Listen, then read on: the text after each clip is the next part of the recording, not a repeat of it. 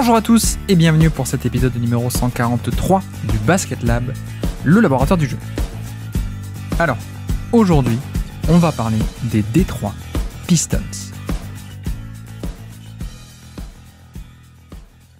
Donc, pourquoi parler des Pistons ? Évidemment, nous sommes dans notre série des stats de la saison, une série durant laquelle on prend un peu comme prétexte les chiffres en tout genre et les stats pour en réalité faire le bilan de toutes les équipes NBA. En tout cas d'un maximum, on verra où est-ce qu'on arrive avant la reprise, mais bref, le but c'est de faire un bilan et de parler de plein de petits sujets à propos d'une équipe en particulier, donc à travers ce format de 10 stats de la saison 2023. Et donc aujourd'hui, les Detroit Pistons.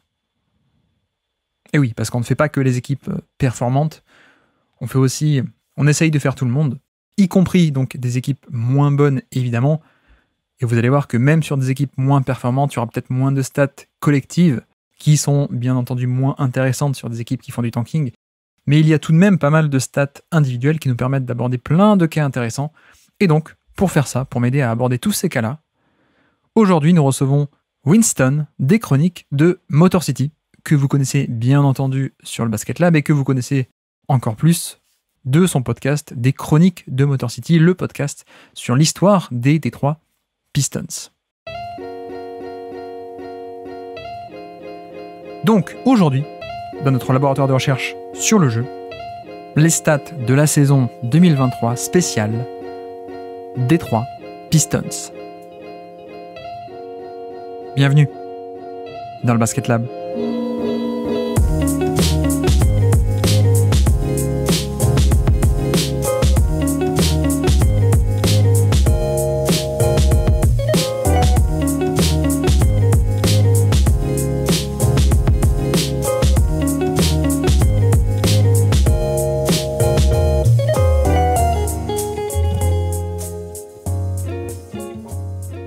Et donc, on se retrouve pour notre série des stats de la saison où on fait des bilans d'équipe par équipe. Aujourd'hui, les Detroit Pistons. Et oui, on fait le bilan de tout le monde et pas que des bons élèves. Et pour ça, évidemment, pour parler de Detroit, on reçoit quelqu'un que vous connaissez bien sûr, quelqu'un spécialisé dans les Detroit Pistons, puisque c'est Winston. Comment ça va, Winston ? Salut Guillaume, ça va ? Ça va. Comment vas-tu, toi, en cet été très chaud ? Écoute, ça va, effectivement, il fait très chaud, mais bon, on est au frais là pour enregistrer le podcast. Merci à toi de l'invitation et merci de penser même au cancre de la Ligue. On n'est pas oublié, ça fait plaisir. Oui, c'est un peu le... Je me suis dit, il faut parler de tout le monde, il faut traiter tout le monde, donc on va essayer de le faire. Et puis de toute façon, c'est vrai qu'il y a toujours des choses intéressantes à dire, je pense, même chez les équipes un peu moins bonnes, on va y arriver. Bon alors, Winston, évidemment, que vous connaissez des chroniques de Motor City, bien sûr. Le moment où là on enregistre ton dernier épisode en date, je crois, c'est sur Kent Benson, hein, c'est ça ? Et non, j'en ai un de plus. C'était alors effectivement sur les chroniques régulières, c'est bien Ken Benson. Et J'ai fait une escale du côté d'Indianapolis pour parler d'Ann Meyers, la première et la seule femme à avoir signé un jour un contrat NBA. Oui, alors c'est ça que j'allais aussi te lancer là-dessus, justement sur les escales. T'essayes un peu de te diversifier parce que bon, l'histoire des Detroit Pistons, tu nous la racontes sur les chroniques de Motor City depuis pas mal de temps, mais tu essayes un peu aussi de toucher à plein de sujets avec donc ce nouveau format d'escale, c'est ça ? Ouais, absolument. Ça fait à peu près un an, on va dire une grosse saison maintenant que je fais ça. On est à 74 ou 75 épisodes réguliers des chroniques. Donc les auditeurs le savent que les gros sujets, les très grands joueurs, les bonnes périodes ou même les très très mauvaises, on a déjà eu l'occasion d'en parler. Maintenant, c'est là où je m'amuse presque le plus parce que on parle de joueurs comme Ken Benson qui est un peu très singulier et relativement inconnu dans l'histoire de la franchise, donc ça m'amuse. Mais les gens ont dit ce serait sympa si tu pouvais nous raconter d'autres histoires que celles des Pistons. Je dis pourquoi pas de temps en temps faire ça. Et du coup on s'amuse un épisode sur deux à parler d'autres choses. Il y a plein d'histoires qui me plaisent dans la NBA. Et comme pour l'instant il y a toujours pas grand monde qui en parle, je me suis dit que c'était l'occasion de partager ça avec les auditeurs. Tu vas devenir le Père Castor de Motor City, peut-être. C'est ça, exactement. Ou alors les chroniques de Père Castor, effectivement. Alors oui, juste pour donner un peu envie aux gens, en 2 mots, qu'est-ce que tu peux nous dire sur cet épisode et sur Ken Benson, notamment ? Qu'est-ce qui est notable chez lui ? il est notable que c'est le rookie premier choix de la draft, pardon, pour son année rookie. Premier match, au bout de 2 minutes de jeu, il se bat avec Kareem Abdul-Jabbar. Voilà, ça c'est notable. Et ça a marqué tout le reste, d'une façon ou d'une autre, ça a marqué tout le reste de sa carrière, jusqu'à son arrivée à Détroit et les attentes qu'il n'a jamais confirmées. Il y a plein de choses très intéressantes à dire sur lui, mais effectivement, son fait d'armes, c'est s'être battu avec Karim, qui était MVP en titre, en tant que premier choix de draft. Je le dis dans mon intro du podcast, je me rappelle, imaginez-vous si LeBron James, au bout de 2 minutes de jeu, il se bat avec Tim Duncan, ou si Zion, au bout de 2 minutes de jeu, il se bat avec Giannis. Voilà, ça pourrait être marrant. Et avec Ken Benson, c'est ce qu'il a fait. Alors après, c'était une autre NBA, évidemment. C'était pas la même époque. Non, mais effectivement, je voulais un peu que tu cites ça parce que je pense que ça peut donner envie d'écouter sur ce personnage. Et voilà, ça c'est typique des chroniques. Je m'amuse à faire ça, à prendre de temps en temps un truc un peu tape à l'œil. En fait, c'est juste une bonne excuse pour parler toute la carrière de Ken Benson, qui a joué 7 saisons à Détroit quand même, qui a vu l'équipe se transformer en cette très très mauvaise équipe post-trade de Bob Lanier, puisqu'il était dans la contrepartie, qui a vu Isaiah Thomas arriver, les Bad Boys se former, il est parti justement pour faire venir Adrien Dantley. Donc voilà, il a vu cette équipe se construire, il a joué un rôle, et c'est super intéressant. Sa carrière et même son après-carrière est assez intéressante à discuter. Donc voilà, je me suis servi de ce fait un peu grossier de sa baston avec Karim pour parler de tout le reste. Donc les chroniques de Motor City, évidemment.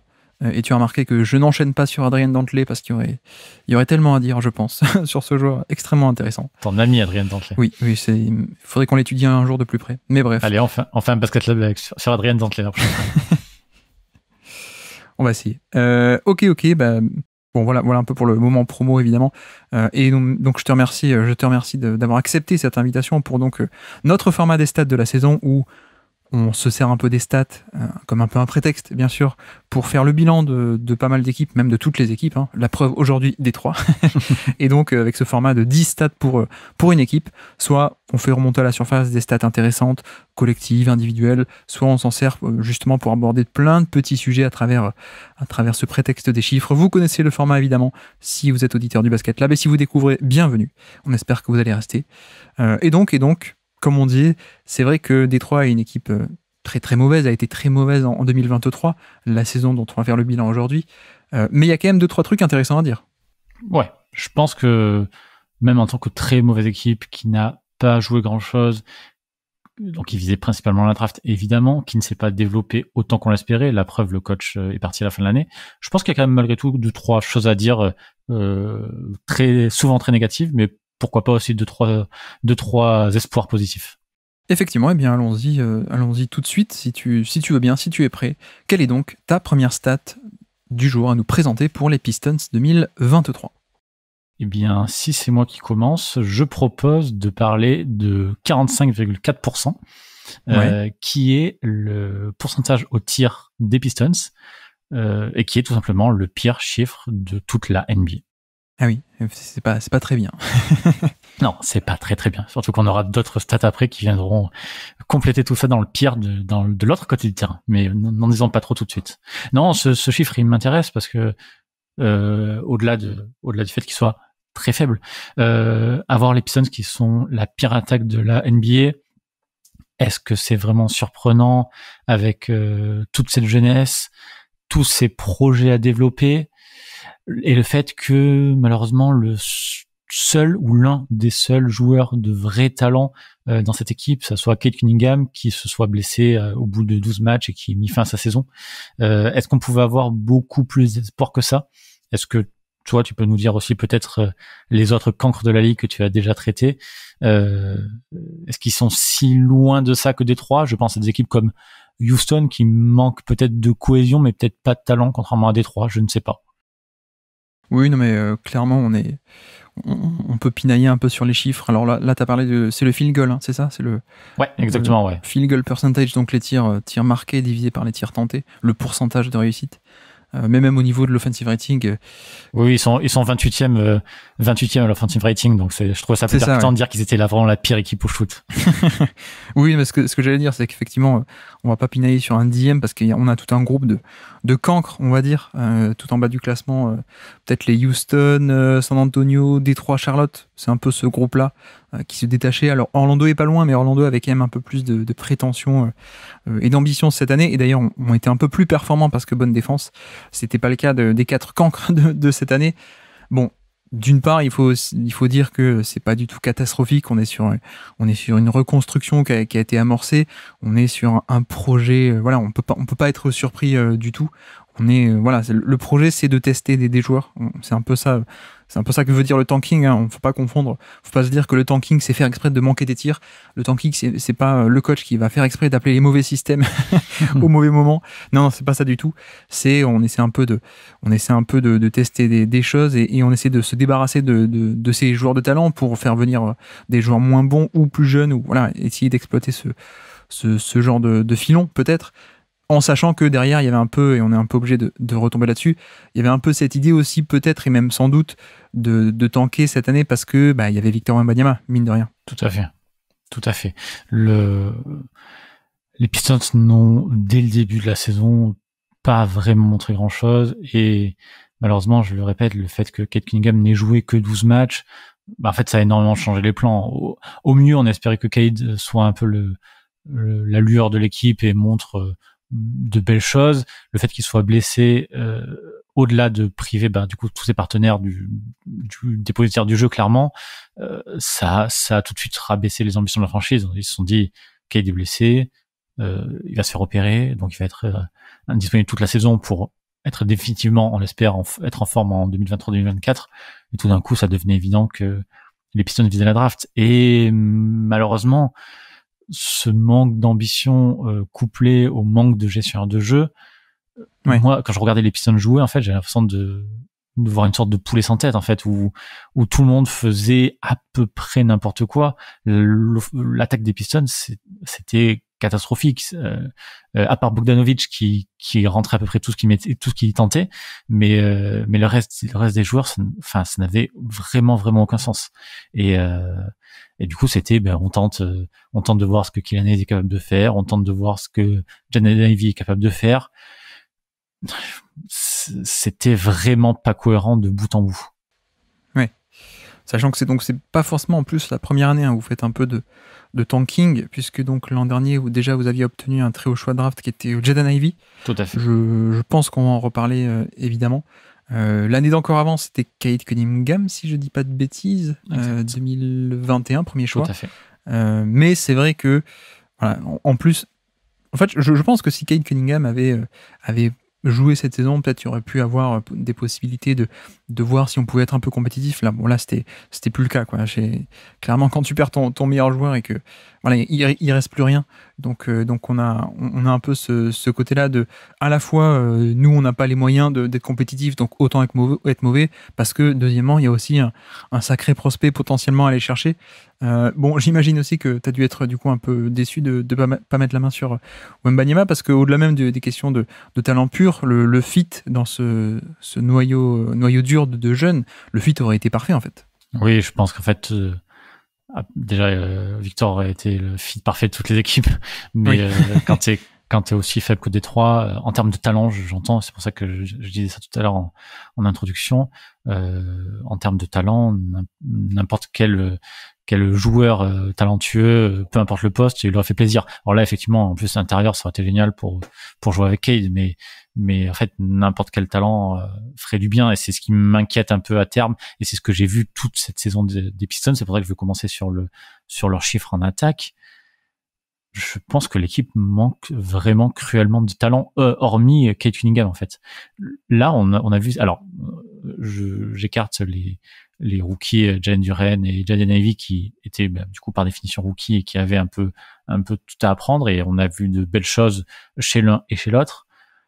À la marge, il y a des bons flashs, il y a des joueurs qui se sont montrés, mais que ce soit offensivement, même défensivement, à mon sens, ça pêche par manque de talent.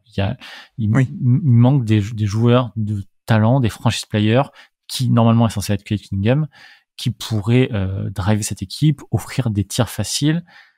Et là, on n'en a pas eu en fait. Et je n'ai vu aucune défense, même très mauvaise en NBA cette saison, souffrir face à l'attaque des Pistons en fait. il y a aucun joueur qui était vraiment inarrêtable. Oui, mais il paraît même qu'à l'entraînement contre Desplos, ils ont mis à peine 80 points par 100 possessions d'offensive rating. Je ne serais même pas surpris. Effectivement. Non, mais c'est vrai qu'il y a ce côté-là, et encore une fois, le tanking, ça ne s'opère pas de manière consciente sur le terrain d'un point de vue des joueurs ou du coach. Mais voilà, on parlait du niveau de talent de l'effectif, ne serait-ce qu'il y a encore 2 ans, il y avait immensément plus de compétences dans cet effectif. Il y avait du Jeremy Grant, bon, qui est pas un joueur parfait, mais qui est quand même un joueur NBA d'un meilleur standing. Il y avait du Jeremy Grant, donc je disais, du Delon Wright, du Mason Plumlee, du Corey Joseph. Voilà, ça peut pas, du Derrick Rose d'ailleurs, du Wayne Ellington.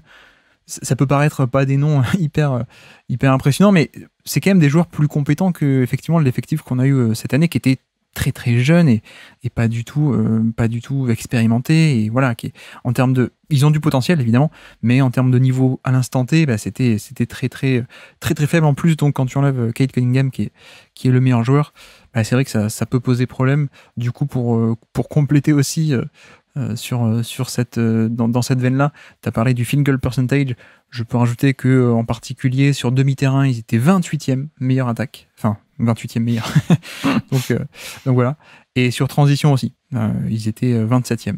Voilà, parce que vraiment rien n'était construit. On aurait pu se dire effectivement c'était une équipe sur demi-terrain qui n'est pas extraordinaire parce que leur meneur de jeu superstar avec un énorme usage qui n'était pas là, mais même en transition on avait l'impression que personne n'était à l'aise, personne ne savait exactement quoi faire et personne n'avait la capacité de prendre le match en main ou de dicter le rythme, et je trouve que ça se ressent plutôt bien dans ces chiffres d'attaque en complétant que Bogdanovic a été assez incroyable en termes de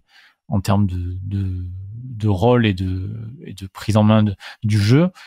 Donc je me dis que sans lui, parce qu'il n'était pas censé rester, sans lui ça aurait été vraiment vraiment plus compliqué. Oui, tu veux dire, bon le jeu sur demi-terrain, on n'a pas la compétence, on n'a pas le talent pur, ok, mais on n'a même pas eu en transition la fougue de la jeunesse, quoi. Exactement, on attend de ces joueurs-là, ok, sur demi-terrain vous n'êtes pas bon, mais par contre vous allez courir, vous allez faire souffrir les autres, vous allez prendre vos shoots sans avoir peur, et non, ça s'est pas passé comme ça. Et à quel point est-ce que, du coup, il y a eu un changement de coach? Peut-être on en parlera effectivement aujourd'hui, mais à quel point est-ce qu'il y avait une fin de cycle, non pas tactique, mais niveau management et gestion du groupe, et que ça a peut-être pas aidé non plus sur un groupe qui on l'a dit, n'est pas compétent de base. Et si, je sais pas, je te pose la question au niveau du management. Ouais. Je pense que le management a beaucoup joué, même sans être spécialiste du playbook. On s'est quand même rendu compte aussi que Dwayne Casey avait l'air d'être un peu fatigué, un peu sans solution avec ce groupe-là. En fait, ils ont rien vraiment montré à part du développement, on va dire naturel de joueurs. Il y a personne qui a explosé, excédé ses attentes. Et ça, je pense qu'on peut l'imputer vraiment au coach. Surtout que lui, en plus, à la base, il venait coacher une équipe qui était plutôt pas mal. Une équipe qui jouait les playoffs à l'Est, tout à fait. C'est ça, hein. Ouais. Avec André Drummond et Blake Griffin. Ouais. Donc, il avait peut-être pas signé à la base pour un projet de reconstruction de jeunes. Probablement que non, ça c'est sûr. Mais bref, donc voilà, effectivement, très mauvaise attaque. Je pense qu'on aurait pu faire le même refrain. Et d'ailleurs, je crois que tu vas le faire plus tard sur la défense. Tout à fait, on en reparle. Mais du coup, je vais caler ma première stat du jour pour Détroit. Et je vais aller dans le positif, moi, pour commencer. Ma première stat, c'est 108. Est-ce que tu devines ce que c'est, 108? C'est de l'efficacité. C'est le True Shooting Plus de Bojan Bogdanovic. Donc, excusez-moi pour les habitués, je réexplique, mais True Shooting Plus, efficacité au scoring par rapport à la moyenne qu'on fixe à 100. Donc, pour le redire, plus 8% efficace par rapport à la moyenne NBA. Sur un volume de responsabilité de 26% d'usage, c'est quand même pas mal. Et donc, en gros, on a quelqu'un de très efficace sur un bon volume. Vraiment une excellente saison offensive de Bogdanovic qui, comme tu disais, a vraiment tout réussi. On sait que c'est un joueur offensif de très très bon niveau, d'un très bon acabit, qui a aussi certaines limites. On sait que c'est pas non plus justement quelqu'un qui va être un moteur offensif collectif, c'est juste quelqu'un qui va mettre ses points de son côté. Et d'ailleurs, la preuve en est, il n'a pas pu du tout sauver le navire du côté de Détroit, mais sur le plan individuel, on le connaît, il est très bon, shooter d'élite, qui a encore fait une saison à 41% à 3 points, sur plus de 6 tentatives par match, 88% au lancer franc, sur plus de 5 tentatives par match, là aussi beaucoup de points faciles, transformés avec une efficacité d'élite, 41% sur les longs tirs à 2 points, c'est bien, c'est un peu au-dessus de la moyenne de ces longs tirs à 2 points qui sont des tirs un peu difficiles. Et puis, il est pas top pour aller jusqu'au panier, mais par contre, il a shooté à 52% dans ce qu'on appelle la short mi-distance, donc pas directement sous le cercle, mais un peu autour, un peu cette zone autour, un peu pour caricaturer cette zone des flotteurs, on va dire, à quelques mètres du panier, un peu la short mi-distance, au contraire des longs mi-distance qui sont les longs tirs à 2 points juste devant la ligne à 3 points, mais bref. Et donc c'est 93e centile cette efficacité, donc par rapport aux joueurs de son poste, plus efficace que 93% des joueurs de son poste dans cette zone-là. Et en plus, il en prenait beaucoup de ces tirs dans cette zone-là, puisque ça représentait quasiment 1 tir sur 3 de son répertoire. On est autour des 30%. Là encore, c'est un énorme total par rapport à ses pairs. Donc voilà, une zone du terrain, le short mi-distance où il allait beaucoup, il était très efficace, ce qui explique aussi donc cette très bonne saison d'efficacité. 41% à 3 points, les lancers francs, les longs tirs à 2 points, et donc la short mi-distance qui venait un peu compenser le fait qu'il n'allait pas directement jusqu'au panier. Il s'arrêtait un peu avant, mais il était très efficace. Ça a été le seul rayon de soleil, je pense qu'on peut dire, de cette saison. Complètement, et il était même complètement inattendu en fait. Quand il a rejoint les Pistons, tout le monde s'imaginait plus ou moins qu'il servirait de monnaie d'échange à la deadline en fait pour récupérer quelque chose. Et en fait, quand les Pistons l'ont prolongé pour 2 ans avec un contrat plutôt solide, on a eu du mal à comprendre. On s'est dit du coup très bien, on a de l'ambition, il est là pour espacer le jeu, pour aider Cade. Et il se trouve que du coup Cade s'est blessé et que Bogdanovic est devenu le joueur le plus utilisé à Détroit. Je crois qu'il a fait son plus, en tout cas lui de son côté, il a fait son plus grand usage de sa carrière. Alors c'est pas énorme, c'est pas énorme. C'est 26%, je crois, quelque chose comme ça. Oui, donc, c'est pas Luka Doncic, tu veux dire quoi. Voilà, c'est ça. Mais en tout cas, pour lui de son côté, il a joué un rôle qu'il n'avait jamais joué. Donc c'est super intéressant. Et comme tu l'as dit, tu l'as vraiment très bien dit. Je vais pas paraphraser. Il a été extraordinaire dans le shooting. Globalement, les joueurs qui ont vraiment joué les matchs à Détroit, il y a que Jalen Duren qui a un meilleur true shooting plus que lui. Mais bon, Jalen Duren, c'est normal, il met que des dunks ou il récupère des lobes, donc c'est plus facile. Mais sinon, tout le reste du roster, ils sont sous les 108 de true shooting plus, et ça veut dire quelque chose par rapport aussi à la première stat que je disais. C'est un peu triste, mais il y a pas beaucoup de joueurs qui sont au-dessus de la moyenne. Mais lui a été super efficace dans ce rôle de joueur d'option première en fait qu'on n'attendait pas. Alors bon, évidemment, la défense, côté défense, si on veut un peu ouvrir, c'est toujours pas très intéressant, mais dans cette équipe un peu tragique, c'est pas très très grave.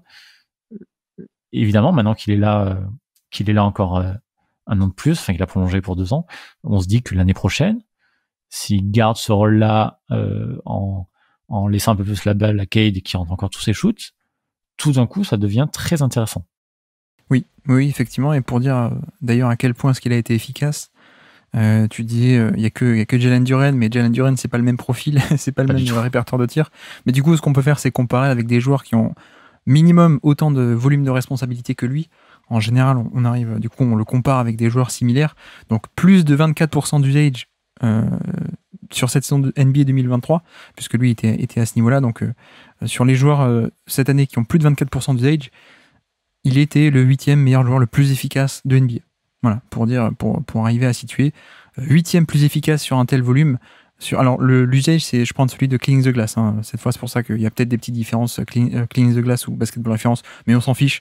En gros, voilà, c'est sur un volume de 2e, 3e option d'équipe, on va dire un assez bon volume, 8e plus efficace de NBA, et c'est d'ailleurs devant des Shai Gilgeous-Alexander, c'est devant des Kawhi Leonard, c'est devant des Luka Doncic, devant des Anthony Davis, des Jason Tatum.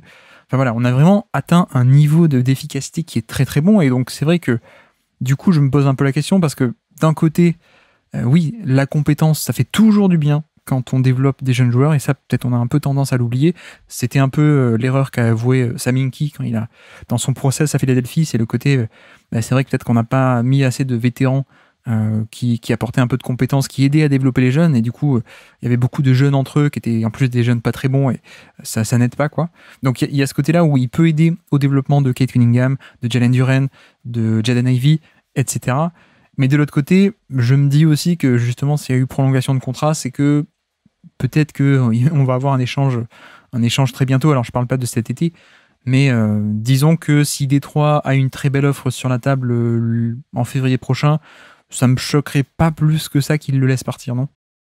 Je pense que Bogdanovic restera toujours dans son plan à Détroit un joueur qui sera susceptible d'être échangé. Après, si les choses se passent bien pour Détroit, je n'y crois pas vraiment. Comme on a dit tout à l'heure, je pense que l'équipe manque énormément de talent, même si Cade devient le joueur qu'il l'est. Déjà, il a manqué toute la saison dernière, donc il va devoir ça va prendre du temps. Mais si Détroit est une bonne équipe ou une équipe correcte et se développe mieux que ce qu'on espérait, sachant qu'ils ont pris Monty Williams avec beaucoup d'ambition, là, le profil de Bogdanovic redevient très intéressant pour Détroit, et il faudrait que les équipes mettent du lourd sur la table pour qu'il puisse être échangé. Mais je suis d'accord avec toi, je pense que il restera dans tous les cas toujours un joueur prêt à être échangé.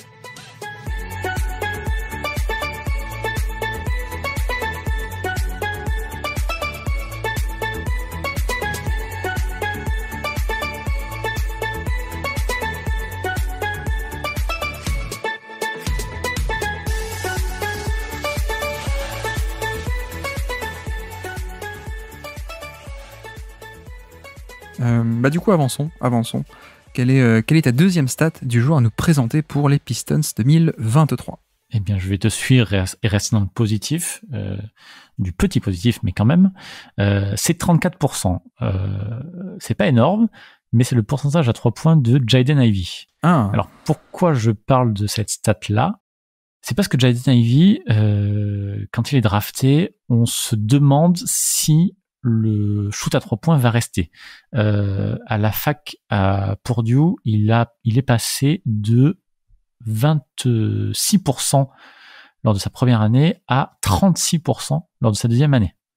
Donc un gap assez extraordinaire. Et les gens se sont dit, en fait, tout simplement, est-ce que c'est durable ? Si c'est durable, il est ce joueur 5e choix de la draft. Il est ce joueur qui peut potentiellement être All-Star et être du coup le lieutenant de Kate Cunningham. Cette année, il a tiré à 34%, donc pas si loin que ces 36%. On rappelle que la ligne NCAA est pas vraiment au même endroit qu'en NBA, si je me trompe pas, si ça n'a pas changé, et en tout cas que les oppositions ne sont pas les mêmes, ça c'est sûr en termes de défense. Donc Jaden Ivey est passé de 36 en NCAA à 34. En tout cas, il a au moins confirmé que son gap était réel. C'est quelque chose comme 4,7 tentatives par match, donc c'est pas affreux dans cette mauvaise équipe de Détroit avec personne pour le servir. Et surtout, il y a une vraie amélioration pendant toute la saison. Sur les 25 derniers matchs de la saison, il est même à 36% sur 6 tentatives par match. Alors effectivement, les Pistons ne jouaient rien, mais ils ont rien joué depuis le mois de décembre, donc dans tous les cas, c'est pas très grave. Donc, tout ça, sans Kate Cunningham, je me dis que c'est positif et qu'effectivement, Jaden Ivey était un très bon joueur à drafter pour les Pistons, et je pense qu'il sera dans le noyau de la reconstruction. Oui, effectivement. J'essaie d'aller chercher la stat là, mais de tête, comment tu nous décrirais un peu son profil à 3 points ? Est-ce que on était vraiment juste sur du catch and shoot, ou est-ce que c'était quand même quelqu'un qui tentait un peu de se tester sur pull-up, on va dire ? Alors, on a vu des pull-ups. Je pense qu'on est majoritairement sur du catch and shoot. En tout cas, c'était là où il était le plus efficace.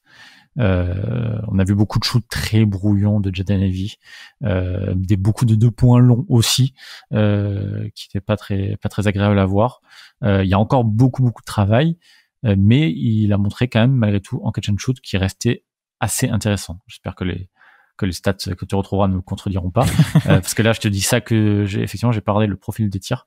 Je te fais confiance à toi, le spécialiste, pour vérifier ça. Mais en tout cas, le test visuel, comme l'aimait notre ancien GM Joe Dumars, m'a rassuré côté catch and shoot et me dit qu'en pull-up, c'est pas encore ça. Mais de toute façon, on parle d'un joueur qui shoot à 34%, donc effectivement, c'est pas encore ça. Oui, effectivement. Effectivement. Mais d'ailleurs, c'est pas du tout encore un jump shooter naturel. Hein. Non, clairement pas. C'est quelqu'un qui est de toute façon extrêmement attiré par le cercle. Quand on l'a drafté, on le savait, il l'a confirmé en NBA. C'est très difficile à arrêter Jaden Ivey en contre-attaque. Même sur attaque placée, il a une accélération incroyable pour aller au cercle. Mais c'est quelqu'un qui n'a pas hésité à shooter, à prendre ses tirs. Effectivement, je pense quand même plus quand il est ouvert ou quand il est en catch and shoot. Est-ce que ça deviendra un vrai jump shooter? Ça, on peut encore avoir des doutes là-dessus, mais nous sommes qu'après une première saison rookie qui était relativement satisfaisante. De ce côté-là, ça reste quand même positif parce que il a confirmé que ses chiffres de dernière année de draft, ses chiffres de dernière année de fac pour lesquels il a été drafté ont été confirmés. Ce n'était pas du flanc. Oui, effectivement. Plus l'échantillon commence à s'accumuler à un niveau moyen, plus on peut être confiant qu'effectivement le niveau moyen, il est pour de vrai, on va dire. Même au niveau des lancers francs, il est pas si... Bon, c'est pas bon, hein, mais il est 75%. Non, c'est pas... Ça, par contre, ça c'est un truc problématique. On aura peut-être l'occasion de reparler du lancer franc tout à l'heure. Ouais. Mais effectivement, il y a des choses qui sont assez compliquées avec Jaden Ivey sur les lancers francs et peut-être aussi même... incompréhensible. Oui, mais après, tu vois, pour quelqu'un qui de base n'est pas trop un jump shooter, son année où il a 20 ans, shooté à 74%, ça va, quoi. Je trouve que c'est pas si mal que ça, quoi. Tout à fait. Ce qui est un peu inquiétant, c'est justement ce que je disais, c'était que c'est un joueur qui va énormément sur la ligne, très agressif, donc potentiellement avec beaucoup de lancers, et voilà, on s'attend quand même à avoir quelque chose d'un peu meilleur de ce côté-là. Oui, effectivement. Mais tu vois, après, c'est là où moi, j'avoue que je connaissais pas du tout Jaden Ivey, j'avais pas pu le scouter l'an dernier, pas assez de temps malheureusement. Mais j'avoue que j'étais un peu optimiste tout de même, surtout que moi, j'aime aussi beaucoup d'autres aspects de son jeu. Peut-être on va pouvoir le détailler juste après, mais il y a un côté où je pense que pendant longtemps on a été un peu formaté sur le côté le porteur de balle doit avoir un peu le pull-up à 3 points parce que c'est l'arme ultime et c'est le requis nécessaire absolument en NBA. Il se trouve que, en fait, non, pas tant que ça. Et on voit, le meilleur exemple, c'est un peu Ja Morant. Et on voit qu'on peut être un moteur offensif de bon niveau sans avoir ce pull-up, sans avoir ce côté dangerosité. Évidemment, il faut qu'il y ait le reste qui soit au très haut niveau en termes de création de décalage, création de jeu, donc notamment sur drive. On va y arriver aussi.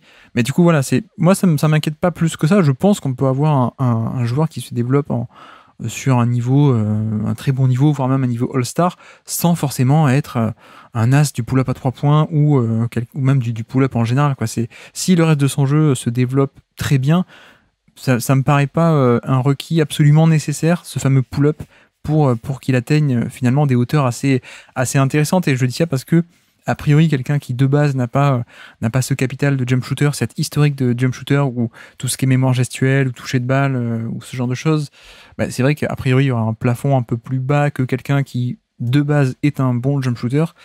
Mais ce que je dis aussi, c'est que c'est pas si inquiétant que ça. Mais par contre, on peut peut-être se poser la question, non pas de Jaden Ivey en soi, mais peut-être de l'association avec Cade Cunningham, qui lui non plus n'est pas hyper bon sur le jump shot, je crois. Non, alors c'est pas non plus effectivement une référence, mais tous les chiffres en fait de Cade sont à prendre avec des pincettes, étant donné son niveau physique à chaque fois. Moi j'aime bien l'association des deux en fait, l'association que j'imagine être des deux. En fait, on a deux joueurs qui sont capables de jouer avec et sans la balle. Ouais. Je me dis que potentiellement ça peut être une très bonne chose. Jaden Ivey a joué cette saison avec beaucoup de joueurs différents, avec des profils différents. Il a fait ses 12 premiers matchs avec Cade et puis le reste du temps avec Bogdanovic, Killian Hayes, etc. Il a eu beaucoup la balle finalement, et il en fait des choses très intéressantes. Oui. De ce qu'on a vu aussi avec Cade, il était capable de jouer sans la balle. C'est pour ça que la combinaison des deux me dit que ça peut être quelque chose d'assez intéressant. Mais là, il va falloir qu'on voit parce que on devait voir cette saison et on a vraiment malheureusement rien vu du tout. Il suffit juste que les deux aient le minimum requis de catch and shoot à 3 points pour au moins être un peu une menace quand l'autre a la balle. Mais effectivement, après, c'est le côté on accumule et même on empile des porteurs de balles, c'est pas du tout problématique, je pense. Même c'est dans la NBA d'aujourd'hui, ça c'est plutôt pas mal. C'est même tout le contraire. Mais c'est vrai que tu vois là-dessus, j'avoue que je trouve aussi d'autres qualités assez intéressantes, notamment sur le passing en fait, sur Jaden Ivey. Je trouve qu'il y a des lectures de très bon niveau, il y a des passes d'un niveau autre que juste le feu follet explosif qui crée des décalages, donc c'est un peu comme ça qu'il fait son passing. Je sais pas ce que t'en penses, mais et j'ai malheureusement pas eu le temps encore de l'étudier de trop près, peut-être qu'on essaiera de voir si cet été on peut faire des trucs, mais au niveau du passing, je trouvais que on était vraiment sur quelque chose de très très intéressant, notamment sur drive. En fait, il semble que le jeu est un peu ralenti pour lui. J'imagine que c'est assez naturel en fait le saut de la NCAA à la NBA. J'avais pris ses stats mois après mois. C'était vraiment, en fait, il s'est amélioré mois après mois, de décembre à avril. Pour te dire, en décembre, il a 3,8 assists par match, principalement des décalages qu'il fait grâce à sa vitesse, grâce à son drive et des passes faciles.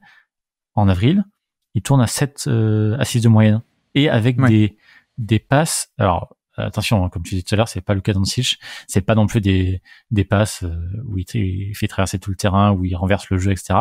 Ça reste du jeu. Et encore, j'allais dire, ça reste du jeu simple, mais c'est plus que simple. C'est pas non plus Cade Cunningham, mais c'est des passes plus en fait, si je peux appeler ça comme ça. C'est un joueur avec une belle vision du jeu qui a osé. Il a jamais eu peur depuis son premier match NBA de prendre ses tirs et d'aller au cercle. Ça, il a jamais eu peur, mais je sentais un petit peu une retenue sur la passe. Les Pistons perdent énormément de ballons. Jaden Ivey perd pas mal de ballons. Et au fur et à mesure du temps, je l'ai senti se libérer là-dessus. Donc ça aussi, je trouve ça très positif. Oui, puis c'est vraiment moi ce que j'aime beaucoup, c'est que ce n'est pas quelqu'un qui est un peu le stéréotype du joueur explosif et qui ne réussit que par ça en fait. C'est là-dessus où je trouve ça intéressant parce que sur le côté intellect, je lui trouve parfois des lectures plus que les simples lectures basiques de vois le mec ouvert, je lui fais la passe et pas plus que ça. Je trouve qu'il y a une certaine dose de manipulation parfois et surtout de l'autre côté, ce n'est pas qu'un monstre d'explosivité qui fonce tout droit et qui va traverser le mur parce que tellement il va vite et que c'est un peu comme ça qui fait la différence. Je trouve qu'en fin de drive, justement, il arrive aussi très bien à ralentir avec des très grands doubles pas qui justement ils sont très grands et ils lui donnent un peu de temps pour réfléchir et pour scanner le terrain. Et là-dessus, sur ce côté scanner le terrain en mouvement et sur un laps de temps assez court, je le trouve aussi assez bon. Et tu vois, en fin de drive, encore une fois, c'est pas juste le mec qui va plus vite que tout le monde et donc ça crée du chaos dans une défense. C'est aussi parfois, il arrive en fin de drive, il ralentit, il fait la bonne lecture et ça arrive même, je trouve que il y a des fois, il saute en l'air pour aller passer vers un côté, mais la défense se resserre autour de sa cible principale et du coup, il passe vers un autre. Ou ce genre de lecture un peu improvisée qui vont au-delà des lectures basiques. Donc vraiment, encore une fois, je l'avais pas scouté l'an dernier à la draft. Je trouve que sur ce côté passing, franchement, c'est quand même très très intéressant. Mais si on reparlons justement de son efficacité, alors je fais pas le détail, mais entre décembre et avril, encore une fois, il passe de 51% à 57%. Donc voilà, et en termes de points de points par match, c'est 13,8, 15, 16, 18 et 22,4 à la fin. Donc voilà, on a un joueur qui a pris confiance, qui a montré des choses, qui s'est libéré. Ça s'est traduit par un meilleur passing, une meilleure gestion de ses shoots et une efficacité en hausse. Couplé aux 3 points qui commencent à se montrer, je pense qu'on peut être assez positif sur Jaden Ivey. En tout cas, clairement de notre côté de notre côté en tant que avec les fans des Pistons en tout cas, de notre côté, Jaden Ivey et Jalen Duren, c'est vraiment les deux joueurs qui nous ont fait tenir les 82 matchs de la saison, parce que sinon c'était trop triste. Bon. Alors une fois qu'on a dit ça, je vais passer à ma deuxième stat du jour, moi, personnellement. Tu pourras rajouter des choses sur Jaden Ivey si tu veux, évidemment. Mais moi, ma deuxième stat du jour, c'est sur Jaden Ivey. C'est 1,06. 1,06. ce sont ses points par tir sur des tirs en fin de drive. Donc son efficacité sur des tirs tentés en fin de drive. Ok. Et donc Jaden Ivey en 2023 était à 1,06 points par tir en fin de drive pour des joueurs pour la NBA 2023. Minimum 1000 minutes de jeu, évidemment, pour un certain temps de jeu, hein, bien sûr, et minimum 10 drives par match, donc pour les drivers conséquents, on va dire. Il y avait 45 joueurs qui répondaient à ces critères, et en termes d'efficacité, il se classe 40e sur 45e. Voilà, donc c'est un peu le penchant négatif, on va dire, du profil de Jaden Ivey. C'est que moi j'ai beaucoup aimé le passing, mais je me pose quand même beaucoup plus de questions sur le côté scoring, même s'il n'a que 20 ans. Mais c'est par exemple ça qui le séparait de...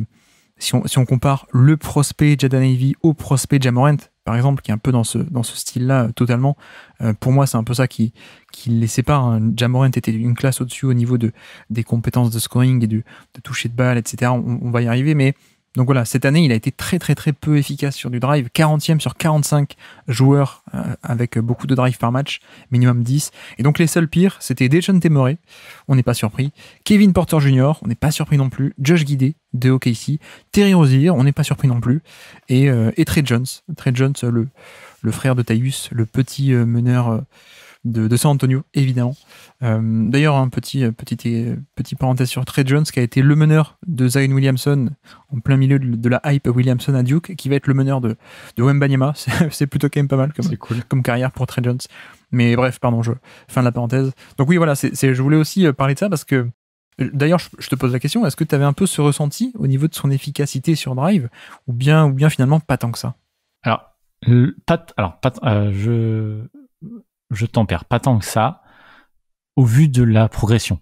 D'accord. Je sais pas si tu peux les avoir facilement. Est-ce que ces chiffres-là s'améliorent au fur et à mesure des mois? Parce que c'est vraiment le sentiment qu'on a eu sur Jaden Ivey.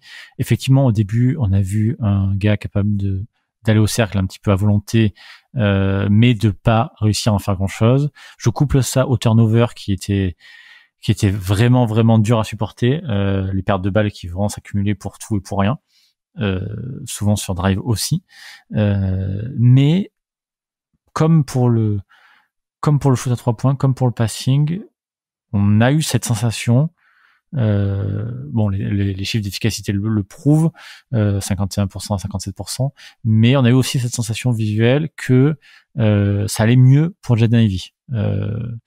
Plus de responsabilité, plus de réussite aussi. Alors est-ce qu'on est un peu biaisé par le volume? C'est possible aussi, mais c'est pas quelque chose qui nous a choqué sur la fin de la saison. D'accord. Post All-Star Break, on va dire. Et en termes de plafond global au scoring, à quel point où est-ce que tu le projetterais, toi? C'est difficile à dire. Pour moi, c'est un All-Star ou un Border All-Star qui ne sera jamais la superstar de l'équipe, qui sera le deuxième, qui peut être le deuxième la deuxième ou la troisième option d'une équipe qui joue pour l'instant dans un premier temps les playoffs, qui a des ambitions. Après, il va devoir se stabiliser au shoot à 3 points, perdre beaucoup moins la balle et continuer à pouvoir aller au cercle, tout en visiblement en étant beaucoup plus efficace. Du coup, je suis tombé sur 1,02 depuis le mois de février, si je me suis pas trompé. Donc voilà, on est tout de même dans des mêmes zones pas très bonnes. Ça change pas grand-chose, effectivement. Voilà.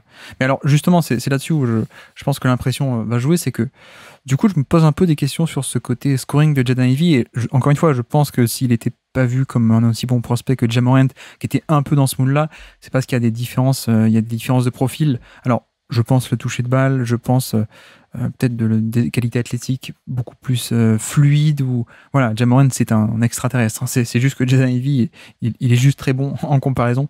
Mais voilà, je me pose un peu la question parce que le passing est de très bon niveau, je trouve. L'explosivité aussi pour faire le premier pas et le démarrage. Il a aussi de plutôt bonnes mensurations physiques en termes notamment d'envergure de bras, si je ne dis pas de bêtises, mais peut-être que je me trompe.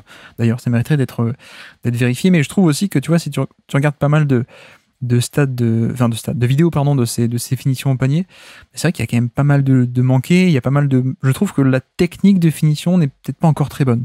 Et je parle notamment en termes de footwork parfois ou de capacité à résister au contact ou ce genre de choses. Et même plus inquiétant ou plus globalement, plus généralement, cette question du toucher de balle, moi, on va pas le condamner évidemment, mais je me pose la question de à quel point est-ce qu'il peut être fort là-dessus, à quel point il a un vrai toucher de balle d'élite, très bon ou juste moyen. Et quand je dis toucher, c'est vraiment l'adresse pure en fait, hein, la précision pure. Et voilà, je me pose la question parce que du coup, ça peut être aussi un peu un plafond s'il n'a pas un toucher très bon. C'est pas quelque chose qui a tendance à s'améliorer beaucoup. Mais par contre, c'est vrai que ce qui est assez intéressant, et c'est pour ça que je te posais la question de l'impression visuelle, c'est parce qu'il a un profil de finisseur au panier qui est assez particulier, si on détaille un peu, parce que je pense qu'il y a une impression de bien aussi, parce qu'en fait, il est très bon pour aller chercher des lancers francs, notamment. Et oui. On en parlera tout à l'heure, c'est le cas de toute l'équipe. Mais notamment quand tu fais le ratio entre ses lancers francs par nombre de drives, donc des lancers francs obtenus sur drive divisé par son nombre de drives total, en fait il est dans ce pool de joueurs qui sont à plus de 10 drives par match, il est 22e sur 45, donc il est dans la moyenne, hein, il est totalement respectable sur le côté je suis capable d'aller chercher des lancers francs particulièrement sur drive, la stat c'est particulièrement sur drive. Donc voilà, les lancers francs sont des points qui aident bien, et donc ça aide l'efficacité, des points rentables. Mais donc évidemment, si tu te doutes que si à l'efficacité globale il est pas très bon, mais qu'au lancer franc il est bon, ça veut dire que non pas au lancer franc, mais sur les lay-ups qui sont tentés, ça veut dire qu'il est pas bon. Parce que la productivité globale, c'est efficacité layup plus lancer franc. Lancer franc, il est bon, mais par contre, l'efficacité sur les layups, il est pas très bon. Il est à 44,3% d'efficacité sur des tirs en fin de drive. C'est le deuxième pire de NBA, parmi les gros drivers. Deuxième pire, je crois, à égalité avec Jalen Green, et juste derrière Kevin Porter Jr., qui a 44,2. Mais voilà, pour moi, c'est un peu un point central, ce côté finition au panier, et finition vraiment, je parle des tirs en eux-mêmes, hein, parce que les lancers francs, a priori, c'est acté et c'est acquis d'un bon niveau. Mais à quel point est-ce qu'on peut avoir un finisseur précis en fin de drive et sur ses pénétrations? Ça peut être un point de bascule de sa carrière pour moi, entre le vrai All-Star, même limite All-NBA, et juste le joueur qui est quand même moins intéressant que ce niveau-là. Alors, si je devais faire un pronostic maintenant, là, à la fin de la première saison de Jaden Ivey, donc il peut se passer des milliards de choses, je le vois pas All-NBA. Voilà. D'accord. Je le vois All-Star, pourquoi pas All-Star régulier, mais effectivement, je pense être d'accord avec toi. Alors, je l'aurais peut-être pas traduit avec ces mots-là, mais effectivement, je ne sais pas si son toucher est élite. Je m'inquiète plus aussi pour son vrai shoot à 3 points. Même si on va de l'autre côté du terrain, sa défense était intéressante en fin d'année. En fait, c'est ça le truc avec Jaden Ivey, c'est que on a vu une sacrée progression en début d'année, en décembre, janvier. Je t'aurais dit que c'est un joueur qui allait au panier comme il voulait, qui provoquait énormément de fautes, qui rentrait à moitié ses lancers, qui ne rentrait pas de ses shoots, qui perdait énormément de la balle et qui était négatif en défense. En avril, j'ai eu un joueur qui va toujours aussi facilement au panier, qui provoque toujours autant ses fautes, qui me semblait un petit peu meilleur pour mettre ses paniers, pour mettre ses 3 points, ça c'est sûr, et qui défendait aussi un peu mieux. Donc, on a été rassurés. Oui, il s'est un peu acclimaté à la NBA, j'ai l'impression. Voilà. Est-ce que on peut imaginer, alors là, si je le connais, c'est moins au niveau NCAA, mais finalement, c'est le chiffre que je disais tout à l'heure, qui est passé de 26% à 36% à 3 points, est-ce que c'est parce que c'est un gros bosseur? Et du coup, est-ce qu'il a beaucoup bossé à Détroit cette saison pour améliorer tous ces petits points négatifs? Et est-ce qu'on s'attend de lui qu'il soit encore meilleur? Enfin, évidemment que c'est un sophomore, donc on s'attend qu'il soit meilleur l'année prochaine, mais est-ce qu'il pourrait être sacrément meilleur? Là, mon regard pourrait changer. Mais effectivement, je suis d'accord, même en imaginant une progression naturelle, et même une bonne progression naturelle, je le vois pas élite. Et est-ce qu'on, mais en vrai, si Kate Cunningham est le joueur qu'il doit être, et que Azar Thompson et ce bon joueur qu'on me vend, est-ce qu'on a peut-être besoin que Jaden Ivey soit élite? Peut-être pas en fait. Oui, c'est vrai. Mais pour le coup, j'avoue que moi, je l'aime vraiment beaucoup. Donc je suis assez enthousiasmé par comment est-ce qu'il peut se développer. Et je te dis, s'il arrive à être un peu plus scoreur, on va dire, et qu'il peut apprendre à être un peu un meilleur finisseur au panier, ça peut donner un truc très bien parce que le passing m'enthousiasme plutôt pas mal. Je dirais même s'il arrive à moins perdre la balle, à continuer à développer son jeu de passe et à mieux défendre, ou en tout cas défendre comme il l'a fait en toute fin d'année dernière, là ça m'intéresse aussi beaucoup plus. Oui, effectivement, on est d'accord. Bon, les turnovers, il y a beaucoup de turnovers, mais ça m'inquiète pas encore pour un joueur de 20 ans qui est rookie, quoi. Ouais, mais dans une mauvaise équipe, pour un joueur de son âge, c'est pas très grave. Ça, ouais. Par contre, en début d'année, il y en avait qui étaient quand même vraiment très catastrophiques. Oui, effectivement. Bon, après, il vaut mieux ça que quelqu'un, un certain pivot de 28 ans qui fait toujours autant de turnovers, passé par Détroit. Mais bref. J'allais te dire qu'on était un peu traumatisés sur les pertes de balles un peu idiotes de nos joueurs, mais effectivement. Ne rouvrons pas le dossier.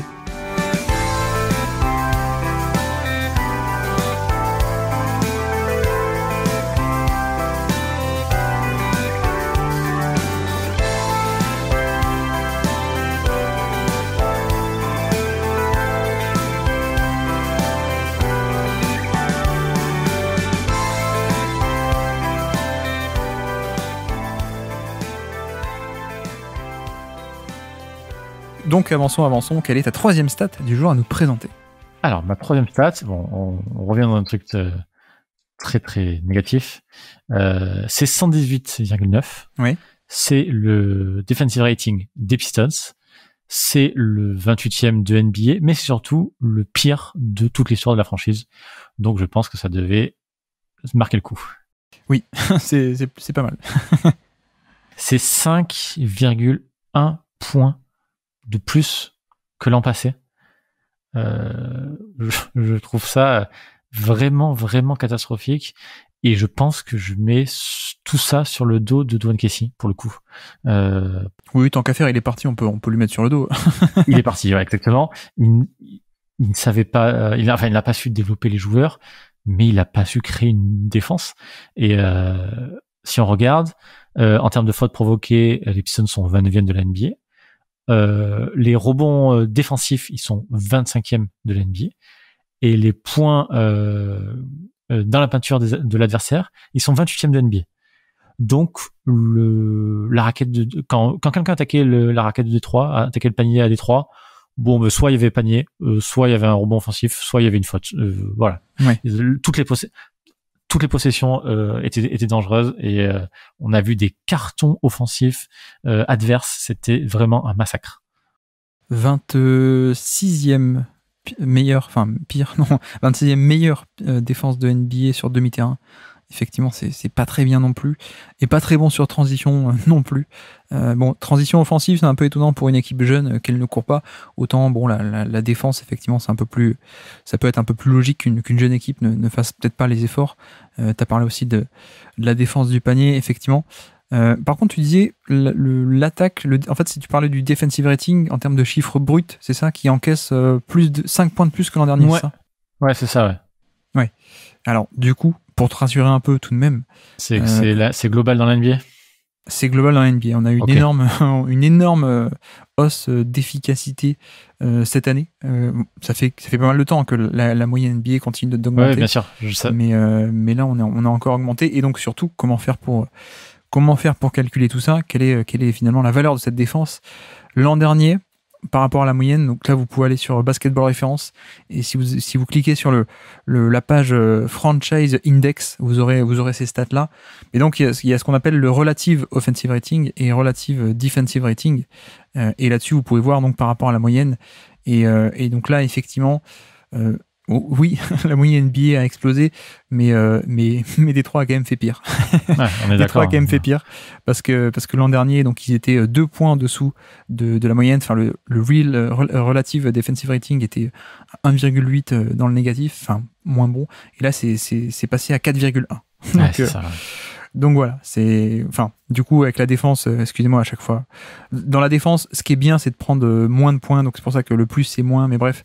Donc voilà, j'espère que j'aurais été clair, mais la défense de cette année est encore pire par rapport à la moyenne que ce qu'elle pouvait être l'an dernier. Donc voilà, c'est pas effectivement pas une grande saison, on peut dire. Et surtout l'année dernière, du coup, tu avais Jeremy Grant qui était là. Tu avais Sadiq Bey qui était là aussi. C'est l'année où Marvin Bagley est arrivé, même s'il tu l'as quand même joué de mémoire un peu plus d'une vingtaine de matchs. T'avais Kelly Olynyk, donc les défenseurs, il y avait à boire et à manger en fait. Je m'attendais pas à ce que cette année ça soit encore pire. Oui.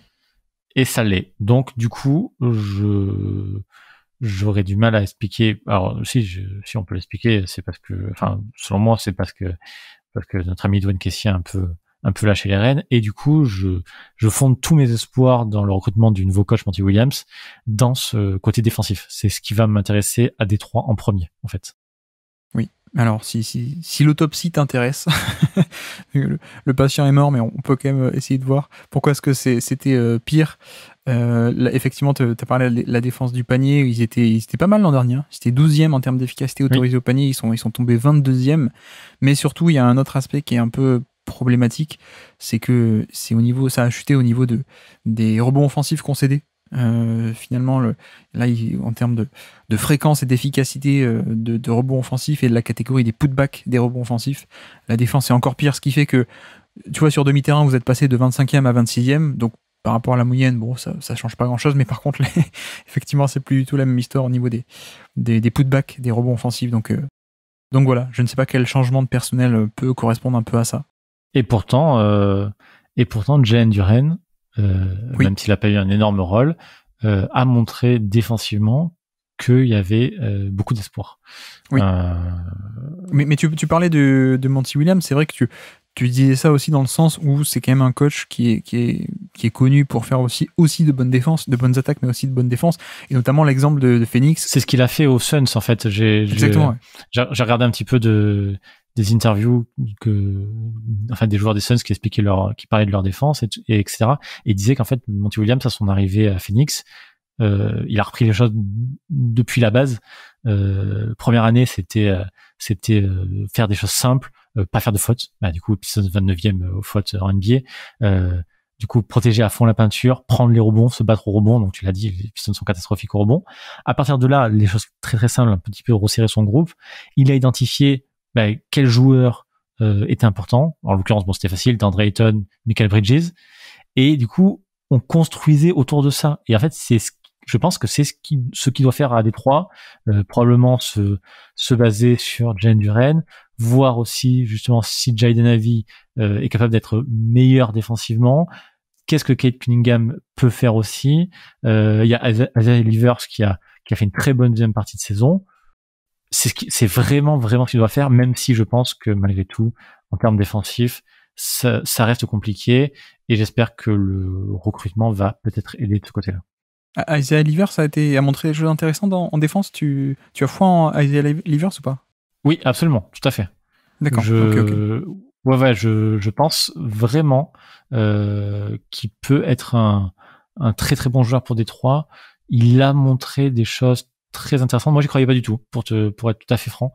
Ce que j'avais vu, c'était pas extraordinaire. Je sais que parler de Sweetie maintenant, on y met un peu tout et n'importe quoi, mais potentiellement, je pense que ça peut être typiquement ce genre de joueur qui va être très intéressant pour Détroit. On espère que la défense avec Livers sera un peu plus hépatique, un peu moins apathique, pardon. Excusez-moi. Désolé, je ne peux pas m'empêcher de faire des petits jeux de mots. Oui, sur Monty Williams aussi, il y a un côté où tout le monde retient la saison 2021, voire même la bulle en fin de saison de 2020, où Phoenix avait été un peu la surprise, mais en fait, les fondations de cette équipe avaient commencé dès le début d'année, donc 2019-2020, avec notamment la bonne défense, comme tu dis. Exactement. Et à l'époque, c'était tu parles de Michael Bridges, et même DeAndre Ayton, mais les deux n'avaient pas encore totalement évolué. Enfin, Michael Bridges était compétent, mais même DeAndre Ayton, il n'avait pas encore explosé. Il s'était pas développé comme le pivot défensif qu'on connaît aujourd'hui. Et pourtant, on avait déjà une bonne défense, quoi. Ils avaient été identifiés comme les joueurs sur qui il faut travailler. C'est eux qui ont le profil d'être les défenseurs d'élite intérieur-extérieur de cette équipe-là. Oui. Et c'est ce que j'aimerais qu'ils fassent dès cette saison à Détroit, qu'ils disent si c'est par exemple Jalen Duren, si c'est Cade Cunningham ou Jaden Ivey, si c'est ces joueurs-là qui ont un vrai profil défensif, et c'est sur ces aspects-là qu'il faut travailler. Je me dis effectivement, comme tu disais, qu'avec un autre coach comme Monty Williams et une autre philosophie, peut-être que Michael Bridges ou DeAndre Ayton n'auraient pas été développés comme ça. Oui, et puis lui, pour le coup, il a signé il connaît le projet, il a signé pour le développement de joueurs, je pense. Donc, lui, il a signé pour le développement, il a pris ses millions, et du coup, maintenant, on attend de voir ce qu'il va faire. Oui, effectivement. On verra ça. Tiens, d'ailleurs, 2 mots, moi j'avais noté 2-3 stats sur Jalen Duren, du coup, mais qui étaient un peu des stats, un peu de prétexte pour parler de lui. Du coup, je n'ai même pas besoin de les citer, je peux te lancer directement. Qu'est-ce qu'on en pense de Jalen Duren? Parce que c'est vrai que les trucs que j'avais notés, c'était des stats défensives qui n'étaient pas géniales, notamment au panier, mais en même temps, c'est aussi ça la valeur de son profil, c'est que c'est pas que quelqu'un qui va être compétent et performant au panier. La force de son profil, c'est aussi une certaine polyvalence qui, du coup, ne se reflète pas totalement dans les chiffres, comme on peut le refléter avec un Rudy Gobert ou quelqu'un qui va être dominant au panier. Lui, il a une certaine polyvalence, je trouve, et une mobilité qui a été démontrée dès cette année.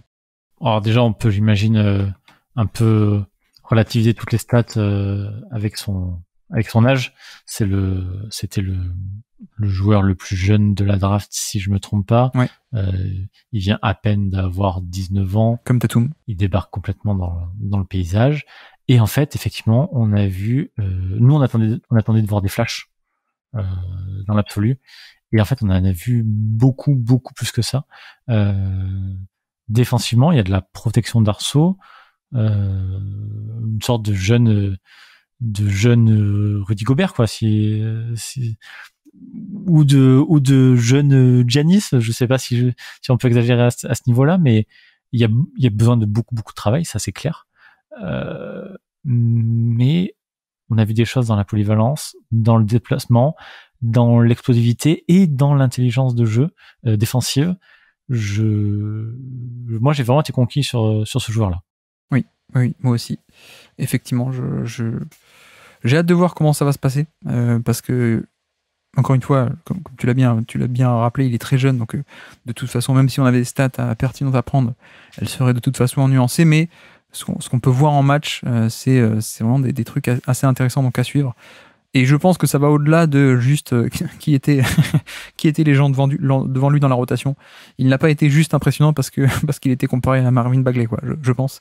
Il y a aussi un vrai potentiel là-dedans. D'ailleurs, vous l'avez récupéré sur un coup absolument incroyable. C'est le salary dump. Oui, c'est le salary dump de Kemba Walker. Ah non, mais c'est incroyable ça. Enfin, bon bref, on va revenir sur la draft des Knicks.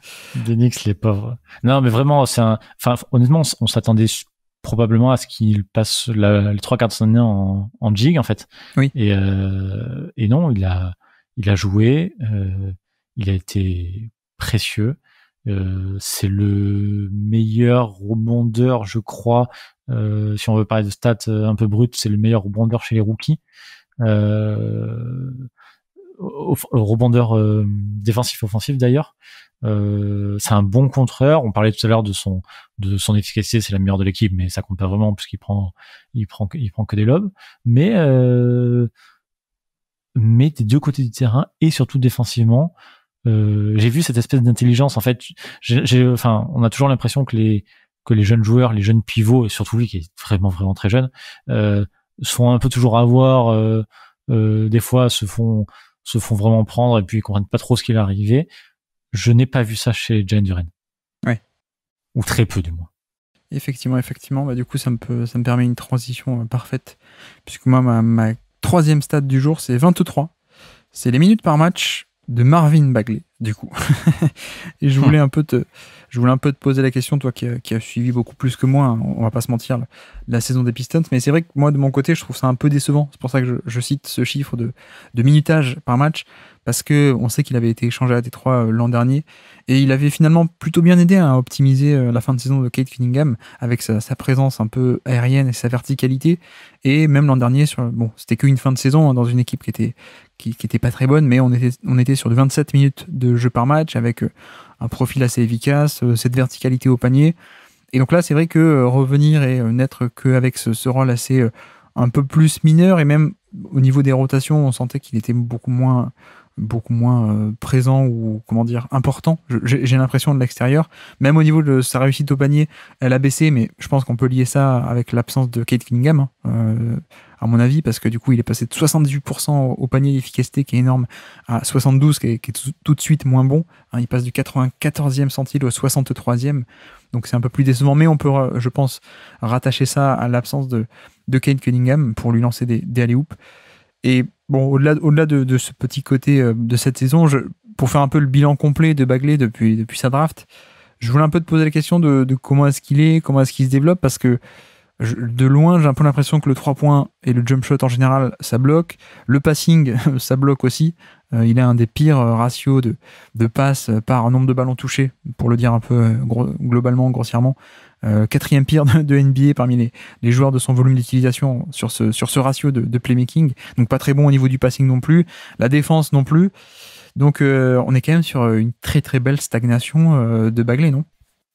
Est-ce que Bagley n'est pas redevenu le Bagley de Sacramento, en fait? Est-ce que c'est pas ça le problème, tout simplement? Il avait joué sa vingtaine de matchs là, à Détroit l'année dernière, où il a été effectivement, tu as raison, très bon, offensivement parlant. Là, on a un joueur qui a signé un gros contrat, après seulement ses 20 matchs à Détroit l'année dernière. Un gros contrat qui a fait un petit peu parler du côté des fans de Détroit. C'était 3 ans, 37 millions sur 3 ans. 38 millions sur 3 ans, je me souviens plus.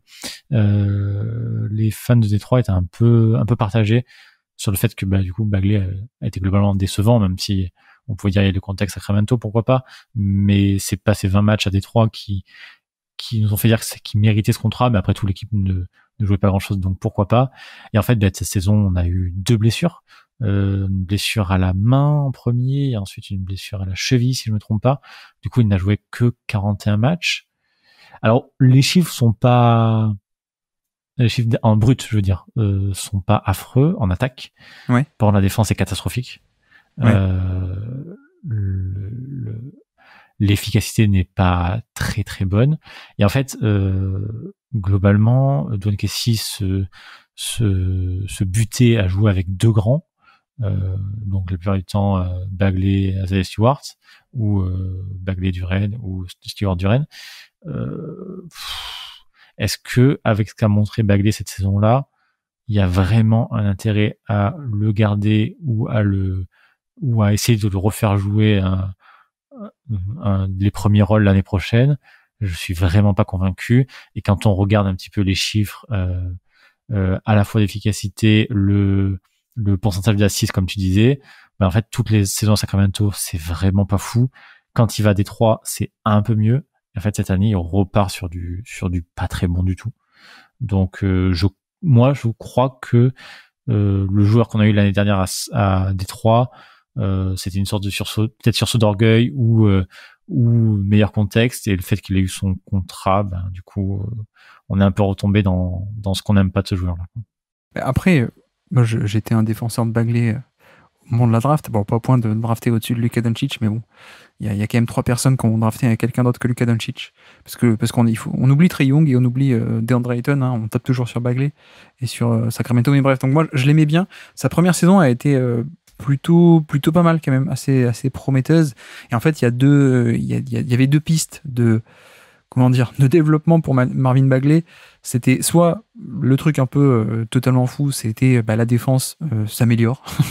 Il a un profil de intérieur mobile qui a de l'explosivité verticale, donc on pouvait se dire, dans le meilleur des cas, il survit parce que la défense d'un coup devient bonne, il apprend à jouer en défense et donc il exploite sa mobilité et sa verticalité au panier. ok, mais en même temps, c'était un peu le scénario, on n'y croyait pas trop. Et l'autre, très optimiste. Ouais, c'est ça, très optimiste, voire même irréaliste. Et l'autre, c'était de se dire, il devient un joueur offensif suffisamment intéressant pour qu'on fasse avec la défense, qui était vraiment très mauvaise et qui semblait ne pas pouvoir s'améliorer beaucoup. Donc voilà, l'autre possibilité pour le sauver, c'était l'attaque se développe à un point où le joueur globalement est très intéressant et donc on accepte ce compromis. C'est ce qui semblait un peu se dessiner la toute première année à Sacramento et on a un peu perdu ça depuis, hein, parce que voilà, on n'a pas le jump shot, comme j'ai dit, ça bloque, le reste du jeu, ça bloque. Donc, c'est un peu là-dessus où je trouve que c'est un peu. Soit il est vraiment un joueur important et impactant en attaque, et du coup, tu acceptes ce compromis, et soit s'il ne l'est pas, et c'est un peu ce qu'on a actuellement, bah, du coup, tu te retrouves vite sur un joueur qui en fait, tu ne peux pas te permettre de l'avoir sur le terrain quand tu es une équipe compétitive. Alors là, c'est Détroit, ça va, mais j'avoue que l'avenir. Ce ne semble pas si bien pour Marvin Bagley en NBA. Et pour le coup, je pense que le contrat qu'on lui a donné, c'était le côté, bon, ben on te récupère un ancien deuxième pick de draft, il y a du talent pur, qui a été blessé en plus à Sacramento. Ok, il est en fin de contrat, on lui donne le nouveau contrat et on va un peu essayer de le tester. Bon, ça me dérange pas. Franchement, je trouve assez même intéressant quand tu es une équipe un peu de tanking de faire un peu de ce genre de procédé de, entre guillemets, deuxième draft avec ce genre de joueurs. Ça peut être intéressant, mais le problème, c'est que là, à Détroit, il y a embouteillage sur ce poste-là de Bagley, quoi. C'est-à-dire que lui, il aurait besoin d'un spacing très bon et pour pouvoir être le finisseur intérieur avec en plus des joueurs de pick and roll qui l'alimentent. Et là, il y a embouteillage parce qu'il y a aussi James Wiseman qui est arrivé, il y a Jalen Duren qui a été drafté, il y avait déjà Isaiah Stewart qui réclame aussi ses minutes. Donc, en soi, le procédé de on va essayer de le passer au révélateur et de le changer d'environnement et voir si nous on peut arriver à faire développer le talent pur. En soi, ça me paraît une très bonne tactique, une très bonne stratégie. Mais par contre, c'est vrai qu'à Détroit, avec l'embouteillage intérieur, ça paraît compliqué, quoi. C'est ça. Et du coup, c'est pour ça que je jette aussi la pierre pour Advon Casey une nouvelle fois là-dessus. Est-ce que vraiment jouer avec deux grands qui sont par exemple Bagley et Stewart, c'est viable en fait? Oui. Ça semble extrêmement compliqué. On aimerait tous que Isaiah Stewart soit ce joueur qui peut étirer le jeu. Il essaie de le faire. À mon avis, c'est pas non plus super viable. Je pense pas que les Pistons soient l'environnement parfait pour Marvin Bagley. Et tout à l'heure, on parlait de Bogdanovic comme une potentielle valeur à échanger. Je pense que le destin de Marvin Bagley est aussi de se faire échanger par une autre équipe qui pensera pouvoir relancer cet ancien numéro 2 de draft. Oui, effectivement. Est-ce qu'on dit deux mots sur James Wiseman aussi? J'avais noté quelques trucs et bon, ce qui me plaît pas trop au niveau des stats que j'avais noté, et c'est un peu le problème de Wiseman, j'avais noté 37%, c'est sa fréquence de tir dans ce qu'on appelle la short mi-distance, justement. Donc pas directement au panier. Et bon, même si on peut mettre le côté attention échantillon de cette saison aux Pistons qui est très très faible, à peine 24 matchs, mais j'ai noté quand même la stat parce que c'est une vraie tendance globale de sa carrière, c'est pas que sur ces 24 matchs. Et le problème que j'ai, c'est qu'on est beaucoup plus... C'est un joueur qui, à l'intérieur, existe beaucoup plus dans un peu cette zone de short mi-distance autour du panier. Donc là, un peu avec les flotteurs quand il plonge au panier sur pick and roll, des post-up, parfois l'isolation. On est plus sur cette zone-là, on va dire, ce demi-cercle autour du panier, mais à une certaine distance du panier, que plutôt que directement sous le panier, et au niveau du panier. Et c'est un peu toujours ce qu'on lui reproche, c'est ce côté... tu peux être une fantastique menace verticale directement au panier, mettre la pression, c'est quelqu'un de très grand avec des très longs bras, assez explosif, mais c'est quelqu'un qui aussi préfère avoir ses petits tirs un peu, ses petits flotteurs dans cette zone-là, et qui n'est pas non plus ultra agressif globalement, je trouve, dans son attitude et dans sa manière de scorer, pardon. Et ça se reflète d'ailleurs dans ses stats où il est tu vois, au niveau du shooting foul percentage, il est à peine à 10%, ce qui est dans le 37e centile des pivots. Donc à peine mieux que 37% des pivots, ce qui est donc pas très bon. Et c'est pour ça que je voulais aussi un peu te poser la question sur Wiseman, qui d'ailleurs a un profil qui ressemble beaucoup à Bagley, c'est pour ça que j'enchaîne un peu les deux. Peut-être en 1 ou 2 ans plus jeune avec Wiseman et peut-être plus de potentiel défensif. Tu me diras, c'est pas dur. Mais voilà, quel rôle est-ce que vous envisagez, quel rôle il y a eu cette année et quel rôle on envisage pour Wiseman du côté de Détroit? Je t'avoue que l'échantillon a été relativement faible, c'était un peu compliqué de se faire une idée. Nous, on a assez bien aimé aussi l'association avec Jalen Duren, pour le coup. Ouais. Il y avait une synergie entre les deux qui pourtant n'était pas hyper évidente sur le papier, et ça s'était plutôt bien trouvé. Les chiffres étaient bons. C'est quoi? C'est presque 13 points de moyenne, 8 rebonds. Par rapport au nombre de minutes, je crois que son rebond, principalement son rebond offensif, était assez intéressant. Ouais. Si je me trompe pas. Ça, c'est des choses qu'on a pu noter. Après, le problème vient de l'embouteillage. Comme tu l'as dit, Jalen Duren, Wiseman, Bagley, Isaiah Stewart. Tout le monde ne va pas pouvoir jouer. Mais ce qu'on a vu de Wiseman en attaque, quand il faisait des choses simples, était plutôt intéressante, notamment avec Jalen Duren à ses côtés. Ça a plutôt bien marché. Oui, mais c'est aussi pour ça que je cite les chiffres de short mi-distance, c'est que j'aimerais bien qu'il soit plutôt dans un rôle de finisseur. C'est ça. Finisseur-défenseur, ça peut être très très bon, alors que lui, je pense qu'il a un peu des velléités offensives autres et des ambitions offensives supérieures. C'est pour ça aussi qu'il avait été drafté assez tôt. C'est un peu le côté création offensive au poste bas. Mais j'avoue que dans le modèle d'équipe tel qu'il est, finalement avoir deux postes 5, Jalen Duren et Wiseman un peu en duel, chacun poste 5 sur ses minutes, t'essaies de voir qui sera le meilleur, mais voilà, je préfère un Wiseman finisseur que vraiment un Wiseman créateur, surtout dans cette équipe où il y aura déjà Kate Cunningham et Jaden Ivey. Bon, voilà, à suivre en tout cas, à suivre. Voilà, en fait, on savait pas vraiment le joueur qu'on récupérait, ni exactement ce qu'il allait faire à Détroit, et on a vu des choses. Oui. Voilà, je peux pas en dire beaucoup plus sur une vingtaine de matchs.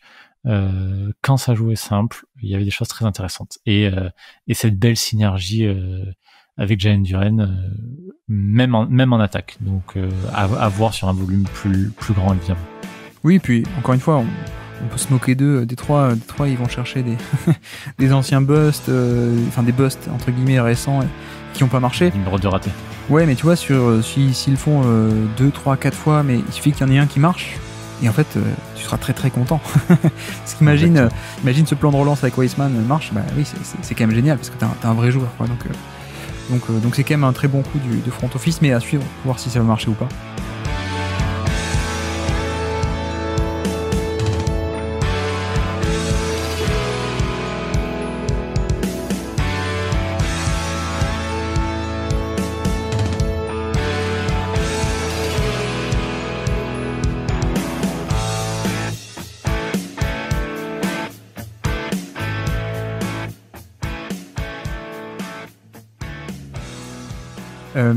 Du coup, on avance. Quelle est ta 4e stat du jour à nous présenter? Ma 4e stat, elle fait mal. Ouais. C'est 21,1. Ouais. Pas beaucoup. C'est le pourcentage à 3 points de Killian Hayes après le match à Paris. Ah oui, alors c'était quand ça? C'était en janvier, février? Mince, j'ai plus le... Enfin, milieu de saison. Truc en tête.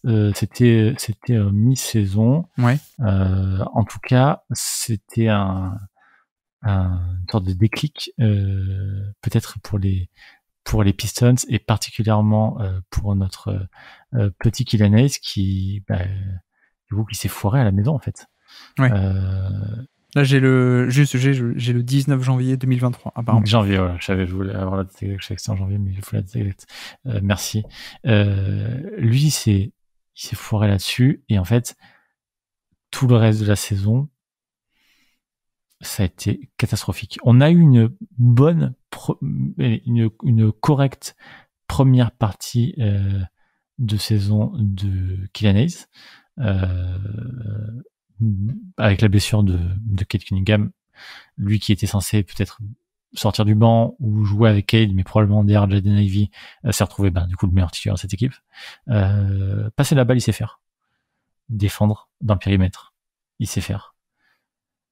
Par contre, en termes de shoot, de novembre jusqu'à ce match à Paris, on était quelque chose comme 36% à 3 points. Donc, correct. Donc, on s'est dit que Killian Hayes avait retrouvé son tir pour lequel il a été drafté, hein, très haut. Et lors des 32 derniers matchs de la saison. Donc, du coup, il a fait 21,1% à 3 points. C'est peu. Bon, c'est peu, ouais. C'est famélique. Peu. Il a fait des cartons offensifs à cette période-là. Quand je dis carton offensif, on parle de Killian Hayes. Il a fait son premier match à 20 points. Il a fait sa meilleure perf avec 28 points. Mais sur le volume de la fin de la saison, à 3 points, c'était une catastrophe. Et en fait, du coup, ça me permet de te lancer sur un potentiel avenir de Killian Hayes, parce que je pense qu'il n'est pas destiné à rester dans cette équipe de Détroit. Et je vais être peut-être un peu plus dur. Je me demande quelle est sa vraie place en NBA, en fait. Oui, je pense qu'on peut s'en inquiéter. Mais après, c'est là aussi où je me pose la question également sur le côté draft et le processus de draft à l'époque. Moi, j'avais pas pu le scouter, mais bon, il était projeté un peu par tout le monde très haut. Donc, je pense que s'il y avait un côté scoring absent, comme c'est le cas, les scouts l'auraient vu, les médias l'auraient vu. Donc, je pense qu'il y avait quand même quelque chose sur lequel construire. Et c'est pour ça que je me pose la question à quel point ça peut être soit une question d'adaptation au niveau athlétique, soit un problème lui-même vraiment de qualité de scoring. On parlait du toucher de balle avec Jaden Ivey tout à l'heure. Peut-être c'est une question aussi de toucher de balle avec Killian Hayes, je sais pas. Soit c'est une question mentale aussi. Je sais pas. Tu vois, on a des cas comme ça. Anthony Bennett, je sais plus quelle était la stat. Il a fait même pas 1000 minutes en NBA. Bon voilà, Anthony Bennett, profil largement imparfait, mais pas à ce point de faire 600 minutes en carrière, quoi. Petite erratum, Anthony Bennett n'a pas fait 600 minutes en carrière, mais 1900. Donc voilà, le propos reste le même, je voulais juste corriger le chiffre. C'est pas 600, c'est 1900, ce qui veut donc dire moins de 2000 minutes, moins qu'une saison d'un gros titulaire NBA. Et je me demande à quel point, quel est le facteur, c'est peut-être plusieurs d'ailleurs en même temps, quel est le facteur qui explique un peu le fait que Hayes n'arrive pas à scorer en NBA? Est-ce que c'est son skill set qu'on a mal évalué, mais ça veut dire que tout le monde l'aurait mal évalué à l'époque? Est-ce que c'est une approche, un côté mental? Parce que c'est pas non plus quelqu'un c'est quelqu'un qui est très très dans le flow du jeu, très intelligent, donc il va pas forcément chercher à forcer son scoring. Donc c'est peut-être un cercle vicieux de ce point de vue-là, même si en soi c'est bien d'avoir quelqu'un d'intelligent qui force pas, mais pour le scoring c'est pas bien. Et je sais pas à quel point aussi ça peut être le côté, le facteur de différence physique et athlétique par rapport aux autres ligues qu'il a connues avant la NBA. Je sais pas, mais effectivement, j'aurais quelques stats à donner, mais on est sur un niveau assez inquiétant.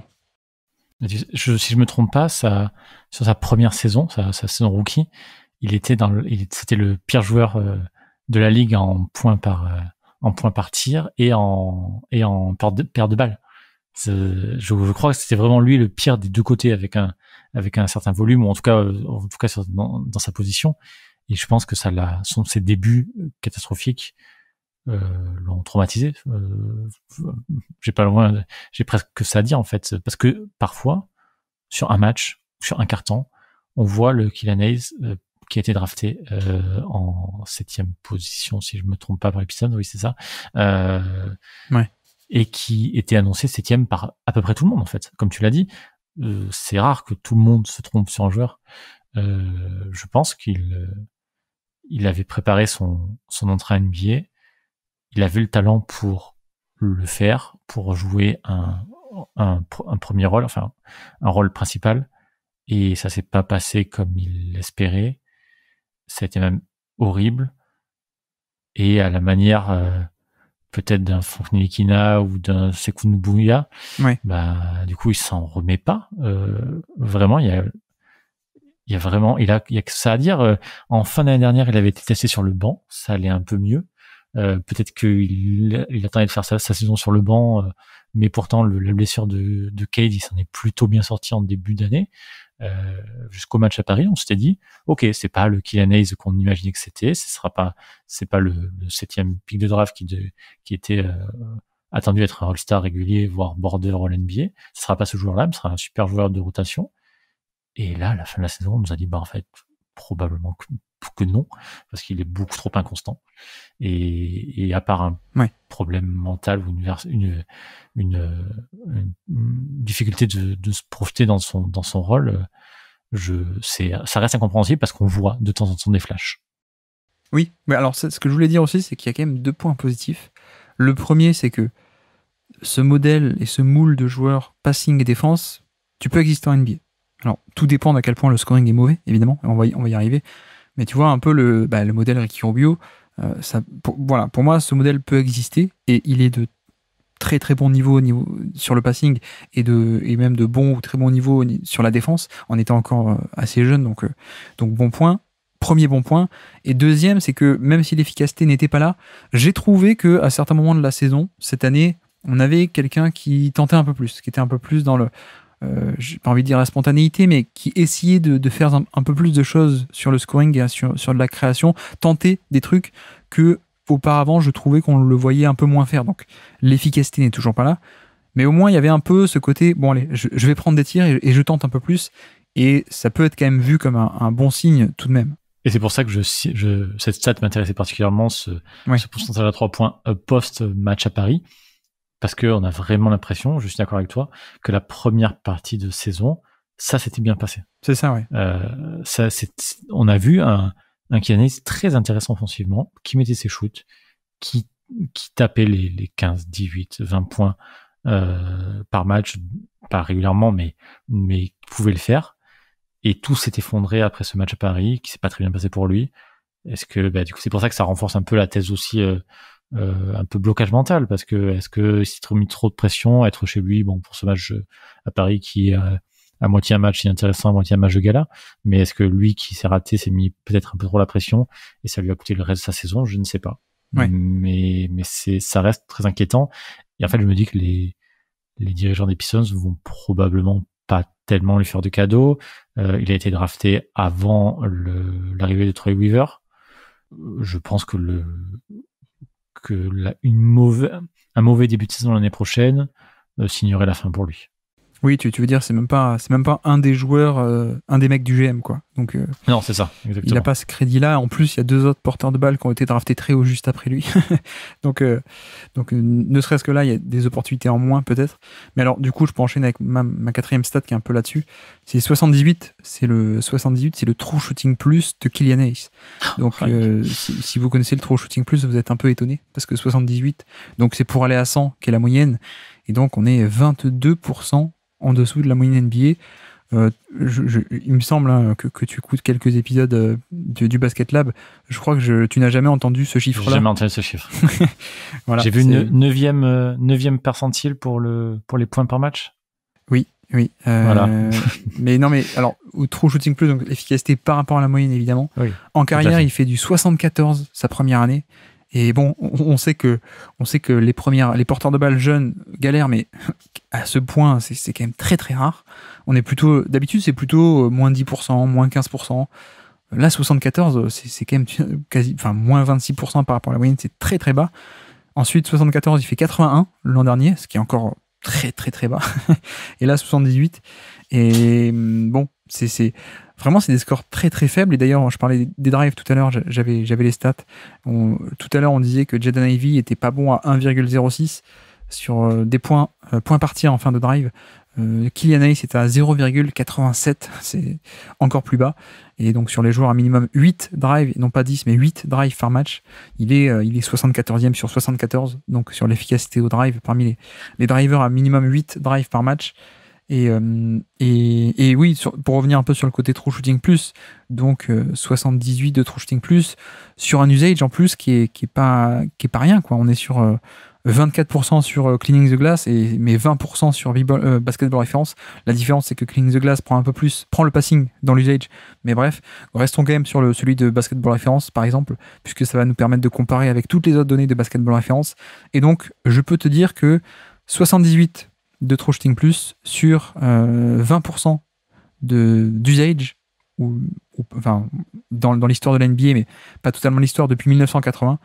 Donc sur plus de 3700 ou 3800 saisons individuelles, je crois, c'est le pire à égalité. Le pire depuis plus de 40 ans. Pire efficacité sur un tel volume depuis à égalité avec Lance Stephenson en 2015, l'année après les Pacers, Manu Tebol en 89 et Mark Macon, je ne sais pas qui c'est, Macon, M-A-C-O-N, en 92. Mais voilà, on est Bref, voilà un peu pour le fun fact. On est sur un niveau d'inefficacité vraiment historique. Et c'est là-dessus où on atteint des zones un peu inquiétantes, quoi. C'est pas juste quelqu'un de jeune qui galère. On est vraiment très très très bas. Et c'est là-dessus où, comme tu dis, on en arrive au point à se demander quelle va être sa place en NBA, parce que je t'ai parlé du moule Ricky Rubio. Je l'ai pas fait pour rien. Le côté passeur plus défenseur. Bon, ben voilà, Ricky Rubio, il a jamais été efficace non plus, mais on était sur quelqu'un qui était moins de 10% par rapport à la moyenne. Et encore, le Ricky Rubio, dans son prime, il montait au niveau de la moyenne quasiment. Il faisait du 98, 98, 97. Voilà. Là, Killian Hayes, il part quand même de très très très bas, et même si le profil en lui-même peut être intéressant, il ne peut être toutefois intéressant que si il y a un certain niveau d'efficacité au scoring que pour l'instant on n'a jamais vu. Je pense qu'on peut le résumer comme ça. C'est même pas négatif qu'il en ait en attaque, c'est vraiment pire que ça. Je pense qu'il y a des joueurs de J-League qui offensivement méritent plus leur place en NBA que lui, en fait. Au niveau du scoring. Je pense au niveau du scoring, bien sûr. Je pense que même dans justement lui dans une équipe de J-League, je sais même pas s'il serait un cadre, en fait. C'est un joueur qui devrait pas être chez les Pistons, et pourtant qui sont une affreuse équipe, donc potentiellement qui devrait pas être en NBA. Je pense que ça, très rapidement, c'est à moins d'un changement lui aussi d'environnement, donc un changement total, je pense que c'est ce qui va se passer, en fait. Après, la différence avec un Kidam de D-League, comme tu dis, c'est que le Kidam de D-League, il peut pas vraiment augmenter son plafond rapidement, et même presque pas du tout. Alors que Killian Hayes, il suffit qu'il ait un catch and shoot à 3 points potable, et de suite on a un joueur intéressant, et même très intéressant. Après, est-ce qu'il va y arriver? Je ne sais pas, mais a priori, il a quand même un historique où c'était plutôt quelqu'un qui était vu comme un bon shooter. On sait que le jump shot, il peut y avoir aussi une question de confiance assez énorme. Donc peut-être que c'est la confiance qui est brisée, mais du coup peut-être aussi qu'elle peut revenir avec le temps, je ne sais pas. Mais voilà, ce que je veux dire aussi, c'est que sur la palette technique de scoring, il est comme tu dis, actuellement moins bon que certains, même la majorité, je pense, des joueurs NBA. Mais la différence, c'est qu'il a d'autres caractéristiques très valuables, et donc il suffit qu'il atteigne juste un niveau suffisant sur le scoring, et de suite on peut avoir un joueur intéressant, ce qui n'est pas le cas de tous les joueurs qui végètent en D-League, quoi. Donc alors ça, je suis d'accord avec toi, mais ça reste à faire, quoi. Par exemple d'un joueur qui est en 3e année, en fait. Pour le coup, c'est pas un rookie. Alors bon, c'est vrai. 2020-2021, son année rookie, il a été un peu compliqué, mais il est en 3e année, il est dans une équipe qui joue rien du tout, où il a le droit de se tromper, et on le voit hésitant, prendre des mauvais shoots, rater des choses extrêmement simples. Ouais. Pareil, en termes de perte de balles, après il crée beaucoup, donc peut-être, mais on est face à un joueur qui perd énormément la balle et qui ne rentre aucun tir d'aucun endroit du terrain. Même ses shoots dans les corners, hein, tout seul, c'est compliqué. On est d'accord. Je sais pas si tu peux, j'avais vu, alors c'est pas les stats de fin d'année, c'est pour ça que je les ai pas gardés, mais je sais plus sur la fin de la saison, là, ces shoots dans le corner, sans défenseur grand ouvert, les chiffres étaient pas bons du tout. Lui, ça peut être intéressant, je pense. Ça serait intéressant de le voir dans un autre contexte. Peut-être ça peut être même bien pour sa carrière aussi. Mais tu vois, même effectivement, on pourrait dire facilement que dans un autre contexte, avec une meilleure équipe, avec des meilleurs coéquipiers, bon, pourquoi pas. Mais Killian Hayes, il est aussi 7e choix de draft. Bien sûr, oui. Il a construit sa carrière pré-NBA pour être un joueur de premier plan NBA, drafté haut. C'est pas non plus évident. On le voit, justement, on parlait tout à l'heure de Wiseman, de Bagley. On voit ces joueurs qui sont draftés haut, qui s'imaginent avoir des qualités supérieures à la moyenne, qu'ils ont probablement, mais qui n'arrivent pas à exprimer. Ils s'imaginent être les numéros 1 d'une équipe. Et là, tout d'un coup, leur dire, bon, tu t'es raté chez de très très mauvais Pistons, t'as été la risée de la ligue en attaque, enfin au shooting en tout cas, viens dans mon équipe un peu correcte, par contre, tu vas te mettre dans le coin, tu vas attendre, tu vas défendre. Est-ce que ce joueur-là en est capable? Ouais. Je sens bien que je suis un peu plus optimiste que toi. je sens bien. J'avoue que je suis assez pessimiste effectivement. sur ce sujet-là. Bon, il a même pas 22 ans. Il a même pas 22 ans. Donc, oui, tout à fait. Et j'espère me tromper, que ça soit Détroit, bien sûr, voire même ailleurs. J'étais extrêmement content de sa draft. Il envoie que des signaux positifs hors terrain, je veux dire. Ça a l'air d'être une très bonne personne, impliqué dans la communauté, très discret, il fait pas de vagues, etc. Donc, contrairement à, par exemple, à ces coups de brouillard qu'on a pu avoir à Détroit aussi. Donc, je lui souhaite vraiment que le meilleur, mais je me dis aussi que ça existe, ces joueurs-là qui sont pas vraiment faits pour la NBA, en fait. Oui, tout à fait.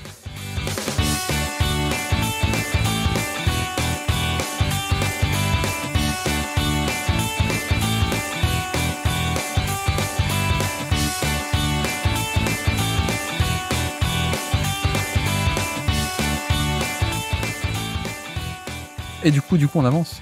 On avance parce que le chrono tourne. Winston, on parle beaucoup. Winston, quelle est ta 5e stat du jour à nous présenter pour les Pistons 2023 ? Eh bien, on finira par une note positive. C'est 25,7. C'est le nombre de lancers francs tentés par match par les Pistons. Et ce qui est intéressant, c'est que c'est le deuxième chiffre de la NBA, le deuxième meilleur chiffre de la NBA, derrière les Lakers, qui sont à 26,6. Je trouve que c'est un point très intéressant, parce que j'ai un peu regardé toutes les équipes qui sont enfin les meilleures équipes à ce niveau-là en termes de lancers francs, et il y a 10 des 15 meilleures équipes qui vont faire au moins le play-in. Donc j'ai l'impression, et tu pourras peut-être nous le confirmer, que les bonnes équipes shootent énormément de lancers francs, que les Pistons sont un peu l'intrus dans cette histoire-là. Je me dis, est-ce que ça ne serait pas un point positif pour l'avenir ? Oui, tu veux dire, c'est un peu une anomalie de retrouver bon dans cette catégorie. Absolument. Une équipe, comme on a détaillé tout à l'heure, qui était à ce point mauvaise, quoi. C'est vrai que c'était un peu aussi ma dernière stat. On peut la partager du coup. Effectivement, j'ai essayé un peu moi aussi de trouver un aspect collectif où Détroit était compétent. Ce qui est un peu dur parce que oui, au niveau du net rating, on est quand même assez mauvais. Ils sont 28e sur 30, 29e en attaque, 28e en défense d'après Cleaning the Glass. Donc très très mauvais. Et le seul truc qui ressort un peu du lot, c'est effectivement ce côté lancer franc. Je ne sais pas si ça peut être...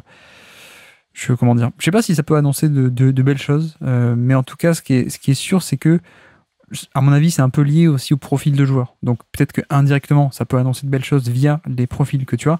Mais c'est vrai que c'est un domaine où Détroit a été très bon, alors que, comme on dit, d'habitude, ces équipes de tanking ne se retrouvent pas dans cette zone-là habituelle où il y a beaucoup de points faciles. Peut-être que l'anomalie, c'est justement que c'est peut-être l'inverse, l'anomalie. L'anomalie, c'est que Détroit soit à ce point mauvais globalement en attaque, alors que, pourtant, par ailleurs, ils arrivent à avoir plein de points bonus.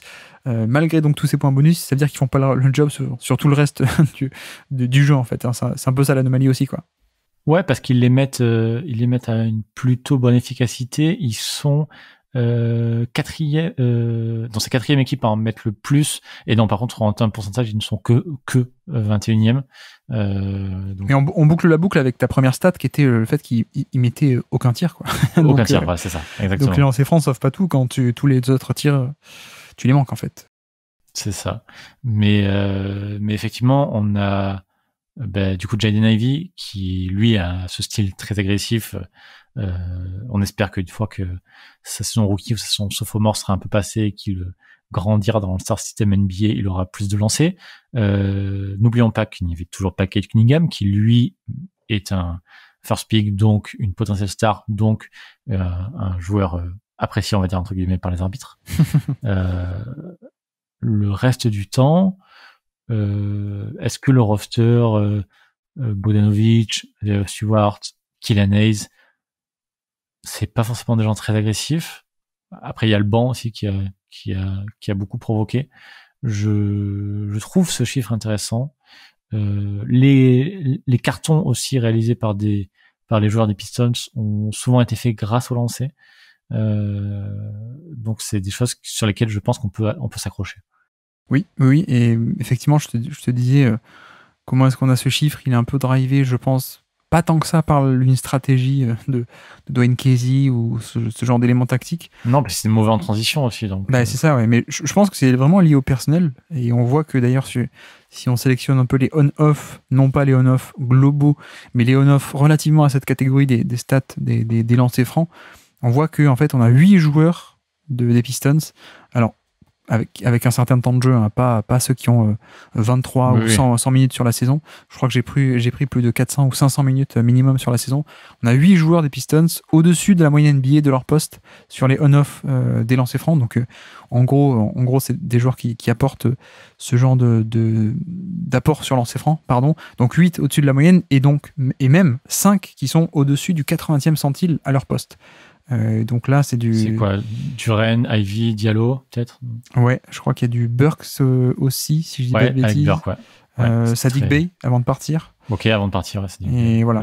Mais effectivement, je pense qu'on peut lier ça, pour répondre à ta question, beaucoup plus peut-être au personnel qu'on a sur le terrain, plus qu'une question tactique, j'ai l'impression. Et effectivement, en un sens, ça peut être bien, parce que comme tu dis, si on a ce côté-là, point facile, le jour où on peut espérer que les jeunes vont grandir et vont mettre leur panier, on aura les deux éléments et on aura peut-être une bonne attaque, quoi. Ouais, surtout qu'on parlait de, par exemple, on va prendre Jaden Ivey, parce que du coup, c'est peut-être le joueur qui a le profil pour en provoquer le plus. On va écarter Alec Burke ou les intérieurs. Il shootait ses lancers francs à 74%, soit enfin 74,7, donc c'est presque 75%. C'est plutôt correct. C'est pas non plus, voilà, on peut s'attendre, ça son sophomore à quelque chose de bien plus haut. Kate Cunningham, les 12 matchs qu'il a joué, il les a shootés à 84%. Lui, c'est un très bon shooter de lancer franc. Si on garde si c'est une question de personnel et qu'on garde le même personnel, plus Cade, plus des améliorations, de Jalen Duren, de Jaden Ivey, on peut s'attendre à des points plus faciles l'année prochaine. Oui, effectivement. Effectivement, surtout avec le retour peut-être de Cade, on aura peut-être de nouveau des finisseurs en plus intérieurs qui seront utilisés dans ce rôle de finisseur, donc potentiellement attirer aussi plus de fautes. Mais oui, je pense que on avait aussi noté un peu la même chose. Alors moi, du coup, c'était pas les points.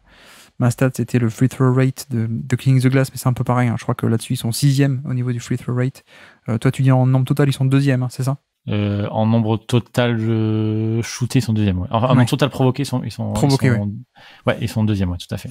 Effectivement. Mais donc oui, on se rejoint un peu là-dessus sur ce côté. La seule note positive d'un point de vue collectif, c'est ça, parce que tout le reste, c'était un peu. Et surtout, ce qui m'intéressait, c'était vraiment l'anomalie de l'équipe. Alors, il y a d'autres mauvaises équipes, mais voilà, comme je disais, sur les 15 premiers, sur les 15 équipes qui provoquent le plus de lancers francs, il y a quand même 10 équipes qui jouent le play-in. Ouais. Voilà, j'avais l'impression que ça pouvait donner quelque chose. Ça peut-être donner aussi l'impression que le roster est pas, même s'il manque de talent, est peut-être pas si mal conçu et qu'il y a peut-être des points faciles à se créer en attaque. Et je me dis qu'avec aussi le recrutement, enfin l'arrivée de Monty Williams et les bases à reconstruire, il pourrait aussi travailler autour de ça. Et puis donc, allez, petite dernière stat un peu amusante pour le fun fact. Donc je disais, vous étiez 28e sur 30 au niveau du net rating. Le net rating, c'est le différentiel attaque-défense, donc c'est un peu le niveau d'une équipe, on va dire. 28e au niveau du net rating. La stat amusante, c'est le win differential. Je sais pas si tu as vu ça. Donc qu'est-ce que le win differential? C'est à partir du net rating, on calcule un nombre de victoires attendues théoriques qui est donc pas pareil que... Et ensuite on le compare avec le nombre de victoires réelles, on peut le formuler comme ça. Et donc le win differential des Pistons, c'était moins 4,2. Voilà, vous avez gagné 4 matchs de moins que ce que votre niveau de jeu, votre production dans le jeu aurait pu vous permettre de gagner. Et donc c'est là-dessus où, tu vois, on se dit, bon, en 2022, 23 victoires, et en 2023, 17 victoires. Il y a un sacré gap. Et en fait, non, parce que le gap, il est un peu rempli là-dessus. Au niveau du net rating, c'est... Les deux fois, vous étiez pas bon, moins 8,6, moins 8,0. Donc voilà, c'est un petit fun fact. Vous avez même pas eu ce côté un peu réussite ou chance de gagner les matchs serrés ou d'engranger pas mal de victoires. Bon, c'est dommage. Et ce qui est peut-être encore plus dommage, c'est que vous ayez loupé Victor Wembanyama. Comment tu te positionnes, toi, sur les théories du complot de la loterie de la draft? Totalement bullshot, bull fraud. Ouais, on est d'accord que c'était écrit qu'il aille à San Antonio. Évidemment. Un jour, il faudra se plonger sur ça. La NBA nous dit, c'est bon, c'est San Antonio. On sait pas trop comment ils ont fait, mais c'est comme ça. Ça s'est fait. Ça s'est fait. On doit leur faire confiance. Non, mais quand même, je pense pas. C'est pas comme si, genre, Derrick Rose, il était allé à Chicago, alors que Chicago avait pas du tout le plus grand pourcentage de chance. C'est pas comme si LeBron était allé à Cleveland, sa ville aussi. C'est fou, hein. C'est pas comme si Cleveland avait eu le premier choix quand LeBron est parti. C'est pas comme si les Pelicans avaient eu le premier choix quand Anthony Davis est parti. Non, je pense que c'est vraiment le hasard. Moi, je pense que c'est le hasard aussi, ouais. J'avoue que je ne crois en aucune théorie du complot, mais celle-là, c'est la seule que j'adore. Celle de la draft. C'est vraiment l'idée de devoir faire confiance, le commissionnaire qui sort et qui nous dit c'est bon, le premier choix est à San Antonio. On la tire au sort. Ne vous inquiétez pas, c'est sûr. Ouais. C'est le trust me bro. C'est ça, exactement. Bon, on n'en a pas parlé, du coup vous avez pas eu Wembanyama, c'est dommage, mais vous avez eu Osar Thompson, c'est ça? Osar Thompson. Ouais. On n'a pas parlé aujourd'hui parce qu'on n'a pas fait on faisait le bilan de l'année passée, mais yes. Ça a l'air d'être un plutôt bon spécimen défensif d'après ce que j'ai vu aussi. Écoute, ce qui m'inquiète beaucoup, c'est là où il jouait avant en fait. La D-League. Non, l'overtime. Overtime Elite. Ah oui, c'est pas pareil. Overtime Elite. Oui, voilà, c'est ça. Et j'ai l'impression que c'était un peu le cirque là-bas. Donc, oui. je me méfie. Effectivement, sur les images, sur le peu d'images que j'ai vu, parce que j'ai vraiment pas eu le temps de suivre, le peu d'images que j'ai vu, ça a l'air impressionnant. Mais je me demande le reste du niveau, en fait. Est-ce qu'il a un shoot ou pas? Je pense que oui. Ok. Je pense que oui, et c'est vrai qu'on en a pas parlé, mais sur la toute première stat où on parlait d'efficacité,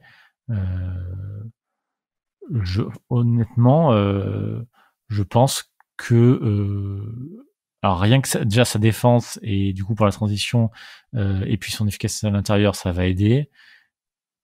Le shoot, c'est pas sûr, mais j'ai vu, enfin du peu que j'ai vu, encore une fois là, vraiment je suis vraiment pas spécialiste, j'avais l'impression qu'il pouvait y avoir quelque chose. Ok. J'espère qu'il aura quand même pas trop de shoot pour pas trop dénoter dans cette équipe des Pistons de l'an prochain. Tout le monde s'améliore. On va avoir Joe Harris qui va tirer à 45% sur peut-être 3 ou 4 matchs, mais il va le faire quand même. Ouais, effectivement. Bon, c'était très sympathique. On a fait un petit tour. En tout cas, merci beaucoup Winston d'être venu sur le Basket Lab pour nous parler de la saison des Pistons.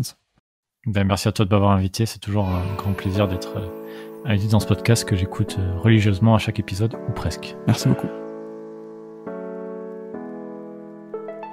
Merci à tous d'avoir suivi cet épisode. J'espère que ça vous aura plu. Bien entendu, même si pour le coup on est sur une équipe assez peu performante et que finalement les stats collectives, sur une équipe qui tank c'est moins intéressant, mais plein de joueurs très très intéressants à aborder au cas par cas, plein de petits sujets pêle-mêle qu'on a pu aborder avec Winston, donc j'espère que ça vous aura plu. Et nous de notre côté, pour la prochaine fois, on va se retrouver très simplement pour notre 5e numéro de la syllabe. Notre top 100 des joueurs de 2023. 5e numéro. Et donc, sur ce, je vous remercie une nouvelle fois de nous avoir écoutés jusqu'au bout. Un grand merci à Winston d'être revenu sur le podcast. Et moi, je vous dis à très bientôt. Ciao.